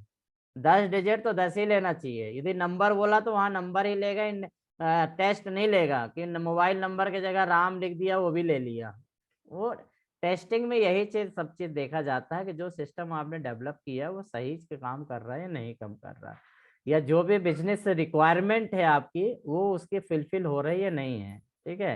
जैसे हमने लाइब्रेरी साइंस खोला है तो वो चल रही है नहीं चल रही, पता चला उस एरिया में सब साइंस वाले एक भी नहीं है, आर्ट्स के कॉलेज हैं, कॉम्पिटिटिव एग्जाम का है तो वही चल रहा है, तो वहाँ बुकी का नहीं चल रहा, तो वो टेस्टिंग में ही आपको समझ में आ जाती है।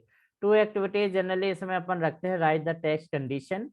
ठीक है, टेस्ट कंडीशन क्या क्या है, जैसे हमने बोला ना कि यदि मोबाइल नंबर है तो मोबाइल नंबर ही लेना चाहिए, ठीक है, नाम नहीं लेना चाहिए, तो ये टेस्ट कंडीशन है ना, आपकी कंडीशन लगी हुई है।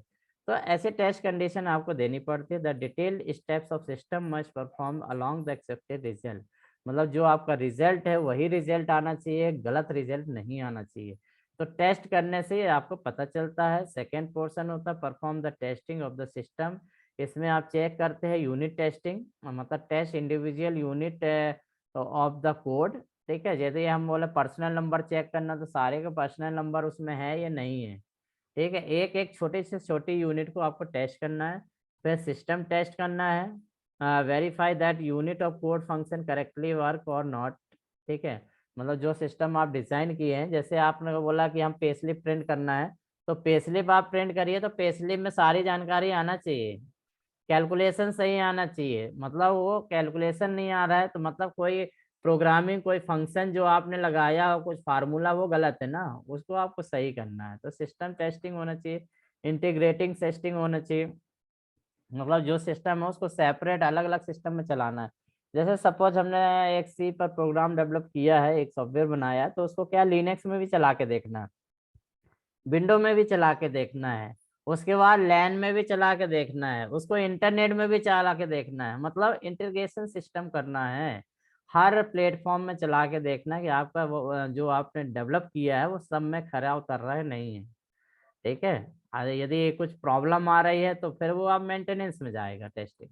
यूजर एक्सेप्टेंस टेस्ट है, ये बहुत होता है, ये हम लोग से लेते रहते हैं। जैसे पीएलएम वाले हैं ना, पीएलएम वाले एक फोन करते हैं और एक लिंक देते हैं, सर यूएटी आप दीजिए सर। यूएटी मतलब वो उन्होंने एक सॉफ्टवेयर बनाया, एक डिजाइन बनाया, अब उसको बोल रहे चला के देखिए सर कैसा है। तो वो बताते नहीं हो सिस्टम के बारे में, आपको कुछ भी नहीं बताएंगे कैसे ऑपरेट करना है, कुछ नहीं है। एक हल्का सा पावर पॉइंट में एक स्लाइड दे देते हैं, वो आपको उसी में रहता है, यूजर आईडी पासवर्ड डालेंगे, हमारे मैसेज बॉक्स इनबॉक्स खोलते हैं तो उसमें एक यूएटी आता है, और यूएटी के अंदर एक पावर पॉइंट स्लाइड देता है, उसमें लेता है इसको क्लिक करना, ये चलेगा। ठीक है, उसके बाद आपको ये, तो वो एक्चुअली ये देखते हैं कि हमने ये भेज दिया तो यूजर उसको चला पा रहा है नहीं, तो हम लोग देखते हैं उसके हिसाब से करते हैं। यदि सही हुआ तो फीडबैक दे देते हैं कि यार इसमें ये गलती हम ऐसा तो कर ही नहीं पा रहे, ये खुल नहीं रहा है। इसमें जो है फीडबैक में 3 ही लाइन इनपुट हो रही है यार, हमारे पास तो कभी कभी 10-10 लाइन का हमको कमेंट देना पड़ेगा, कैसे करेंगे। ठीक है, तो ये हमें यूएटी देते हैं, तो यूजर एक्सेप्टेंस टेस्टिंग होता है। ठीक है, जैसे लाइब्रेरी है, लाइब्रेरी आपने बना दिया है तो उसके बाद एक फीडबैक रजिस्टर रखते हैं ना आप हमेशा देखना कहीं भी रहेगा, आप मॉल में भी जाइए तो एक फीडबैक रजिस्टर रहता है, और आप यदि कोई प्रोडक्ट खरीदते हो तो आजकल आपका तुरंत मैसेज आता है 3 स्टार दीजिए, 4 स्टार दीजिए, 5 स्टार दीजिए, और 4-5 लाइन रहेगी कि मतलब आपकी डिलीवरी कैसी है, यस या नो, अच्छी है खराब है, उसमें स्टार दे दिए। तो ये क्या आएगा, यूजर एक्सेप्टेंस टेस्टिंग है, कि आपने उसका यूज किया, उस मॉड्यूल को, उस सिस्टम को यूज किया, तो आप एक्सेप्ट करते हैं क्या, आपकी जो टेस्टिंग है यूजर एक्सेप्टेंस। तो जब ये सिस्टम डेवलपमेंट जो कर रहा है, जब उसको मिलता है 3 स्टार 5 स्टार, तो वो बोलता है बहुत अच्छा सिस्टम। तो जब तक 5 स्टार नहीं मिलता उस सिस्टम को, आपको नहीं। आजकल बड़ी बड़ी कंपनियां क्या होती हैं, रजिस्टर तभी हो पाती हैं जब 5 स्टार या 3 स्टार हो, नहीं तो उनको रजिस्ट्रेशन ही नहीं मिलता है। आपको देखना कई लोग ने कर दिया है, जैसे आपका आईएसओ है, आईएसओ नहीं मिलता है किसी कंपनी को, आप जाएंगे आईएसओ नहीं मिलेगा, तो वो यूएटी हिस्ट्री मांगते हैं, आप यूएटी लेके आइए। यूएटी मतलब यूजर फीडबैक, तो फीडबैक से हम अच्छा लिखवाते हैं यूजर से। आजकल वॉशिंग मशीन वाला बनाने आएगा तो वो भी आपसे बोलेगा सर एक इसके बाद एक कॉल आएगी सर आप उसमें ये करिए, क्यों बोलता है यूजर, आप वो आप एक्सेप्ट करोगे ना, आपको जो डिलीवर्ड किया है वो हमारे योग्य है, काम के योग्य नहीं, तो आप एक्सेप्टेंस देंगे। तो that is the very important factor for the testing. If UAT is a 5 star, UAT is a 100% satisfaction, that is your developed system is a very interesting और very runful रहेगा, सक्सेसफुल रहेगा. Otherwise जो है system is बोलेंगे कि भाई सही नहीं है. तो टेस्टिंग का अहम पोर्शन होता है यूएसए, मतलब आप यूनिट टेस्टिंग करिए, एक एक व्यक्ति को टेस्टिंग कराइए, सिस्टम टेस्टिंग कराइए, पूरे सिस्टम में जितने भी फंक्शंस हैं सारे सही से काम कर रहे हैं नहीं है, इंटीग्रेशन करिए, उसको अलग अलग सिस्टम में चेक कराइए, उसके बाद यूजर से जितने भी चेक किया है उससे यूएटी लीजिए. ये 4 चीज जो होती है वो बताती है परफॉर्मेंस. ठीक है, perform the testing of the system, आपने जो सिस्टम बनाया है वो सही से है या नहीं. ठीक है, उसके बाद क्या है, यदि सब सही है, यूजर सेटिस्फेक्शन है, तो क्या करिए आप बेधड़क आप मार्केट में उतर जाइए, इम्प्लीमेंट कर दीजिए. मतलब अब आपने बोल दिया इसमें कोई भी प्रॉब्लम नहीं है. ठीक है, इसीलिए हमने बोला ना कि आईएसओ मिल गया, 5 स्टार ही मिल गया तो आईएसओ ने दे दिया. ठीक है, मतलब उसमें कोई परेशानी नहीं है, आपका ब्रांड हो गया, ब्रांड बन जाता है ना, जब इम्प्लीमेंटेशन हो जाता है तो उसको ब्रांड बोलते हैं. तो ब्रांड हो गया, दैट मीन्स 5 स्टार है, कस्टमर सेटिस्फेक्शन है, वो ब्रांड है. कभी कभी ब्रांड नीचे भी उतरता है, यदि कंपटीशन उसका, यदि सेम प्रोडक्ट का कोई अच्छा ब्रांड आ गया तो आपका इम्प्लीमेंटेशन जो है उसमें है, तो फिर वो आपका क्या चेंजेस में आ जाएगा. तो इम्प्लीमेंटेशन क्या है, distribute the system of all the knowledge worker, मतलब जो आपने सॉफ्टवेयर बनाया हुआ है, जैसे पीएलएम बनाया हो, तो सारे यूजर को दीजिए काम करने के लिए, सभी के बीच में वो आ जाएगा काम करने के लिए. Begin using the system perform there everyday job, daily के जॉब में वो काम करना उस सिस्टम में शुरू कर देंगे. जैसे आप यदि लाइब्रेरी है तो लाइब्रेरी यदि स्मूथली चल रही तो that is the implementation phase, पूरा प्रॉपर चल रहा है, जो चाहिए वही चीज आपको मिल रहा सब है. तो इसमें जनरली 2 प्राइमरी फैक्टर एक्टिविटीज होती है, राइट डिटेल यूजर डॉक्यूमेंटेशन, मतलब यूजर डॉक्यूमेंटेशन जो हमने बोला है कि जितने भी यूजर यूज कर रहे हैं उनका डॉक्यूमेंटेशन आप यूज करिए कि कितने लोग यूज कर रहे हैं. लाइब्रेरी है तो कितने लोग हैं, उनका अलग अलग फीडबैक रजिस्टर बनाइए या फीडबैक पेज बनाइए, उसमें फीडबैक लेते रहिए. ठीक है, जरूरत पड़ती है. तो user document highlight how to use the system, मतलब आपका क्या है, यूजर जो है वो कितने बार है. कभी कभी देखते हैं कि वेबसाइट में नीचे लिखा रहता है कि अभी कितने यूजर एक्टिव हैं, आपके फैक्ट्री में वेबसाइट में लिखा रहता है कितने यूजर एक्टिव है.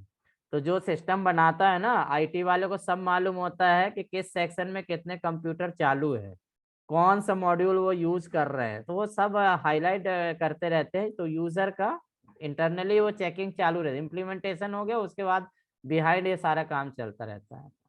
इम्प्लीमेंटेशन में होता है provide training for system user, आपने यदि इम्प्लीमेंटेशन कर दिया है, यदि आप चाहते हो कि और सॉफ्टवेयर का ज्यादा से ज्यादा लोग और अच्छे से यूज कर सकें तो आप उसको ट्रेनिंग भी दे सकते हैं. यूजर को देते हैं ना ट्रेनिंग सॉफ्टवेयर के, जैसे वर्ड एक्सेल पावर पॉइंट है, ये पैकेज है, चला तो सब सकता है, परंतु यदि अच्छे से आपको इम्प्लीमेंट करना है, अच्छे से वर्ड पावर में किसी से काम कराना है तो आप उसको ट्रेनिंग दे दीजिए. तो सिस्टम का ट्रेनिंग देना पड़ता है, जो भी सिस्टम यूज कर रहा है यूजर उसको ट्रेनिंग देते हैं. तो ऑनलाइन ट्रेनिंग हो सकती है, वर्कशॉप ट्रेनिंग, ये हमारे फैक्ट्री में होती है. ऑनलाइन ट्रेनिंग में या तो इंटरनेट के माध्यम से दे दीजिए या तो सीडी दे दीजिए. वर्कशॉप ट्रेनिंग भी आप फिल कराता है. तो यदि सिस्टम के इम्प्लीमेंटेशन कर दिया तो एंड यूजर तक हो गया है. यदि आप चाहते हैं कि वो ज्यादा से ज्यादा लोगों को पता हो उस सिस्टम में क्या चीजें हैं, क्या क्या फैसिलिटीज हैं यूज करके, तो इम्प्लीमेंटेशन होता है. जैसे हमें यहाँ एडवर्टीजमेंट है, यदि आप बिजनेस करते हो तो इम्प्लीमेंटेशन में हमने बोला ना कि एडवर्टीजमेंट यूजर फीडबैक, ये क्या चीज है, सारा चीज है आपको ट्रेनिंग ही है. कुछ चीज आपको ये इंस्ट्रक्शंस रहते हैं कैसे यूज करना है. ठीक है, कोई भी प्रोडक्ट है तो उसका यूजर मैनुअल देते हैं, यूजर मैनुअल आपने देखा होगा. तो यूजर मैनुअल क्या है, एक ट्रेनिंग है. चाहे तो आप यूट्यूब में उन वेबसाइट में जाके आप ट्रेनिंग ले सकते हैं. तो ये इम्प्लीमेंटेशन में choose the right implementation method. Parallel implementation होता है जो 2 या 2 से ज्यादा जगह एक साथ चालू करते हैं. प्लग इन इम्प्लीमेंटेशन होता है, एक जगह प्लग कर दीजिए सारे सिस्टम में यूज हो जाता है. पायलट इम्प्लीमेंटेशन होता है जो कुछ समय के लिए होता है, यदि सही होगा तो चलाएंगे, नहीं चलेंगे. मतलब जैसे अभी चल रहा हैगा आपका फैक्ट्री में, कुछ फैक्ट्री में चालू हुआ है पायलट इन्फॉर्मेशन इंसेंटिव बोनस का, कि पीस वर्क के ऊपर भी इंसेंटिव दिया जाए. तो उसका कुछ आपने सिस्टम पढ़ा होगा, हमने तो पूरा पढ़ा है. तो पायलट सिस्टम यूज किया गया है, मतलब यदि यूजर अर्निंग कर पाएगा, क्योंकि 60% के बाद इतना देना है, 50 के बाद इतना देना है, 40 के बाद इतना, यदि 40 ही अर्निंग नहीं कर पा रहा तो पायलट सिस्टम का कोई मतलब नहीं है, उसको स्किप कर दिया जाएगा। ठीक है, तो ये पायलट सिस्टम मतलब कुछ समय के लिए रहता है कि भाई हम चलो हम चला के देखते हैं, क्योंकि एग्जिस्टिंग सिस्टम हमारा सही है तो उसमें काम करेंगे। कोई नया आया तो ठीक है भाई डेमो दिखाओ, हम पायलट के रूप में यूज करेंगे। तो इम्प्लीमेंटेशन पायलट के फॉर्म में भी होता है, प्लग इन सिस्टम भी होता है, पैरेलल भी होता है, और फेस इंप्लीमेंट में तो धीरे धीरे करना। इसके बाद लास्ट में मेंटेनेंस आ जाता है। मेंटेनेंस मतलब होता है मॉनिटर करना, ठीक है, पीछे देखते रहना कमियां क्या है, यूजर जो कंप्लेन करना उसको सुनना, उनको सपोर्ट करना, और the new system ensure it the continue meet the business goal को कंटिन्यू बनाए रखने के लिए, सालों साल तक आपका बिजनेस ग्रोथ किए, उसके लिए क्या क्या जरूरी है। न्यू सिस्टम टू इंश्योर मतलब उस सिस्टम को हमेशा नया रखना है, मतलब कमियों को दूर करके उसको नया करते रहना ताकि अब नया सिस्टम हो। तो ये उसके लिए क्या करते हो आप, हेल्प डेस्क बनाते हो। हेल्प डेस्क बनाते हो ना कि भाई कोई भी समस्या हो तो पहले रिस्पॉन्स करिए, बताइए भाई क्या जानते हैं, या फिर प्रोवाइड द एनवायरनमेंट सिस्टम।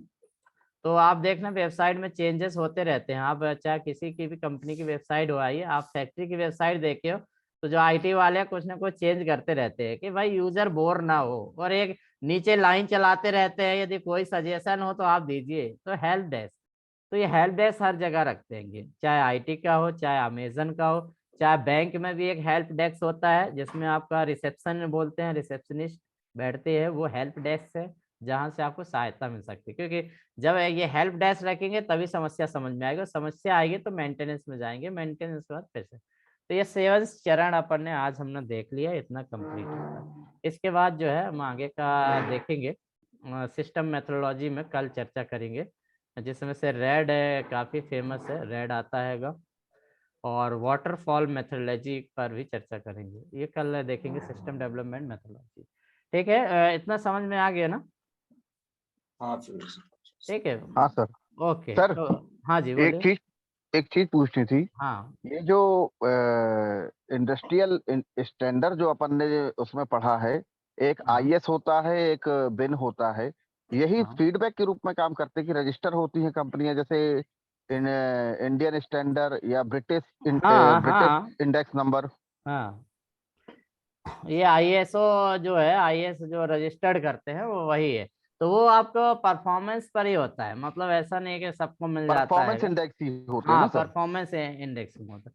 जैसे अभी फैक्ट्री को, जैसे खमरिया फैक्ट्री को सारे आईएसओ मिले हुए हैं, अभी आपको मालूम है कि फॉरेन में कोई भी एक्सपोर्ट नहीं कर सकता। अभी जीसीएम में समस्या है कि एक्सपोर्ट हम नहीं कर पा रहे हैं, तो एक्सपोर्ट के लिए कुछ आईएसओ होते हैं कि दूसरे देश में कुछ अलग आईएसओ चलता है कि भाई हमारे आईएसओ को फॉलो करना पड़ेगा, तो उनसे रजिस्टर्ड करवा लो भाई, उनसे ट्रेनिंग लो, उनकी ऑडिट करवाओ, ये सारा चीज। जैसे बारूद वाला है, बारूद वाला जैसे ये शायद एयरलाइन में था, वो इंडियन एयरफोर्स में आपके खमरिया से कुछ एम्यूनेशन जाना था, तो उन्होंने बोला कि भाई हमारा ये आईएसओ फॉलो करना पड़ेगा जब हम आपका एम्यूनेशन खरीदेंगे। ठीक है, अभी कुछ डील हुई है, उसके कारण ऑडिट भी हुआ है खमरिया में, वहाँ के लोगों को मालूम है, वो ऑडिट सफल हो गया, वो आईएसओ उनको मिल गया है। ठीक है, अब चाहे क्या है, इंडियन एयरफोर्स को भी खमरिया से काफी जाने लग गया।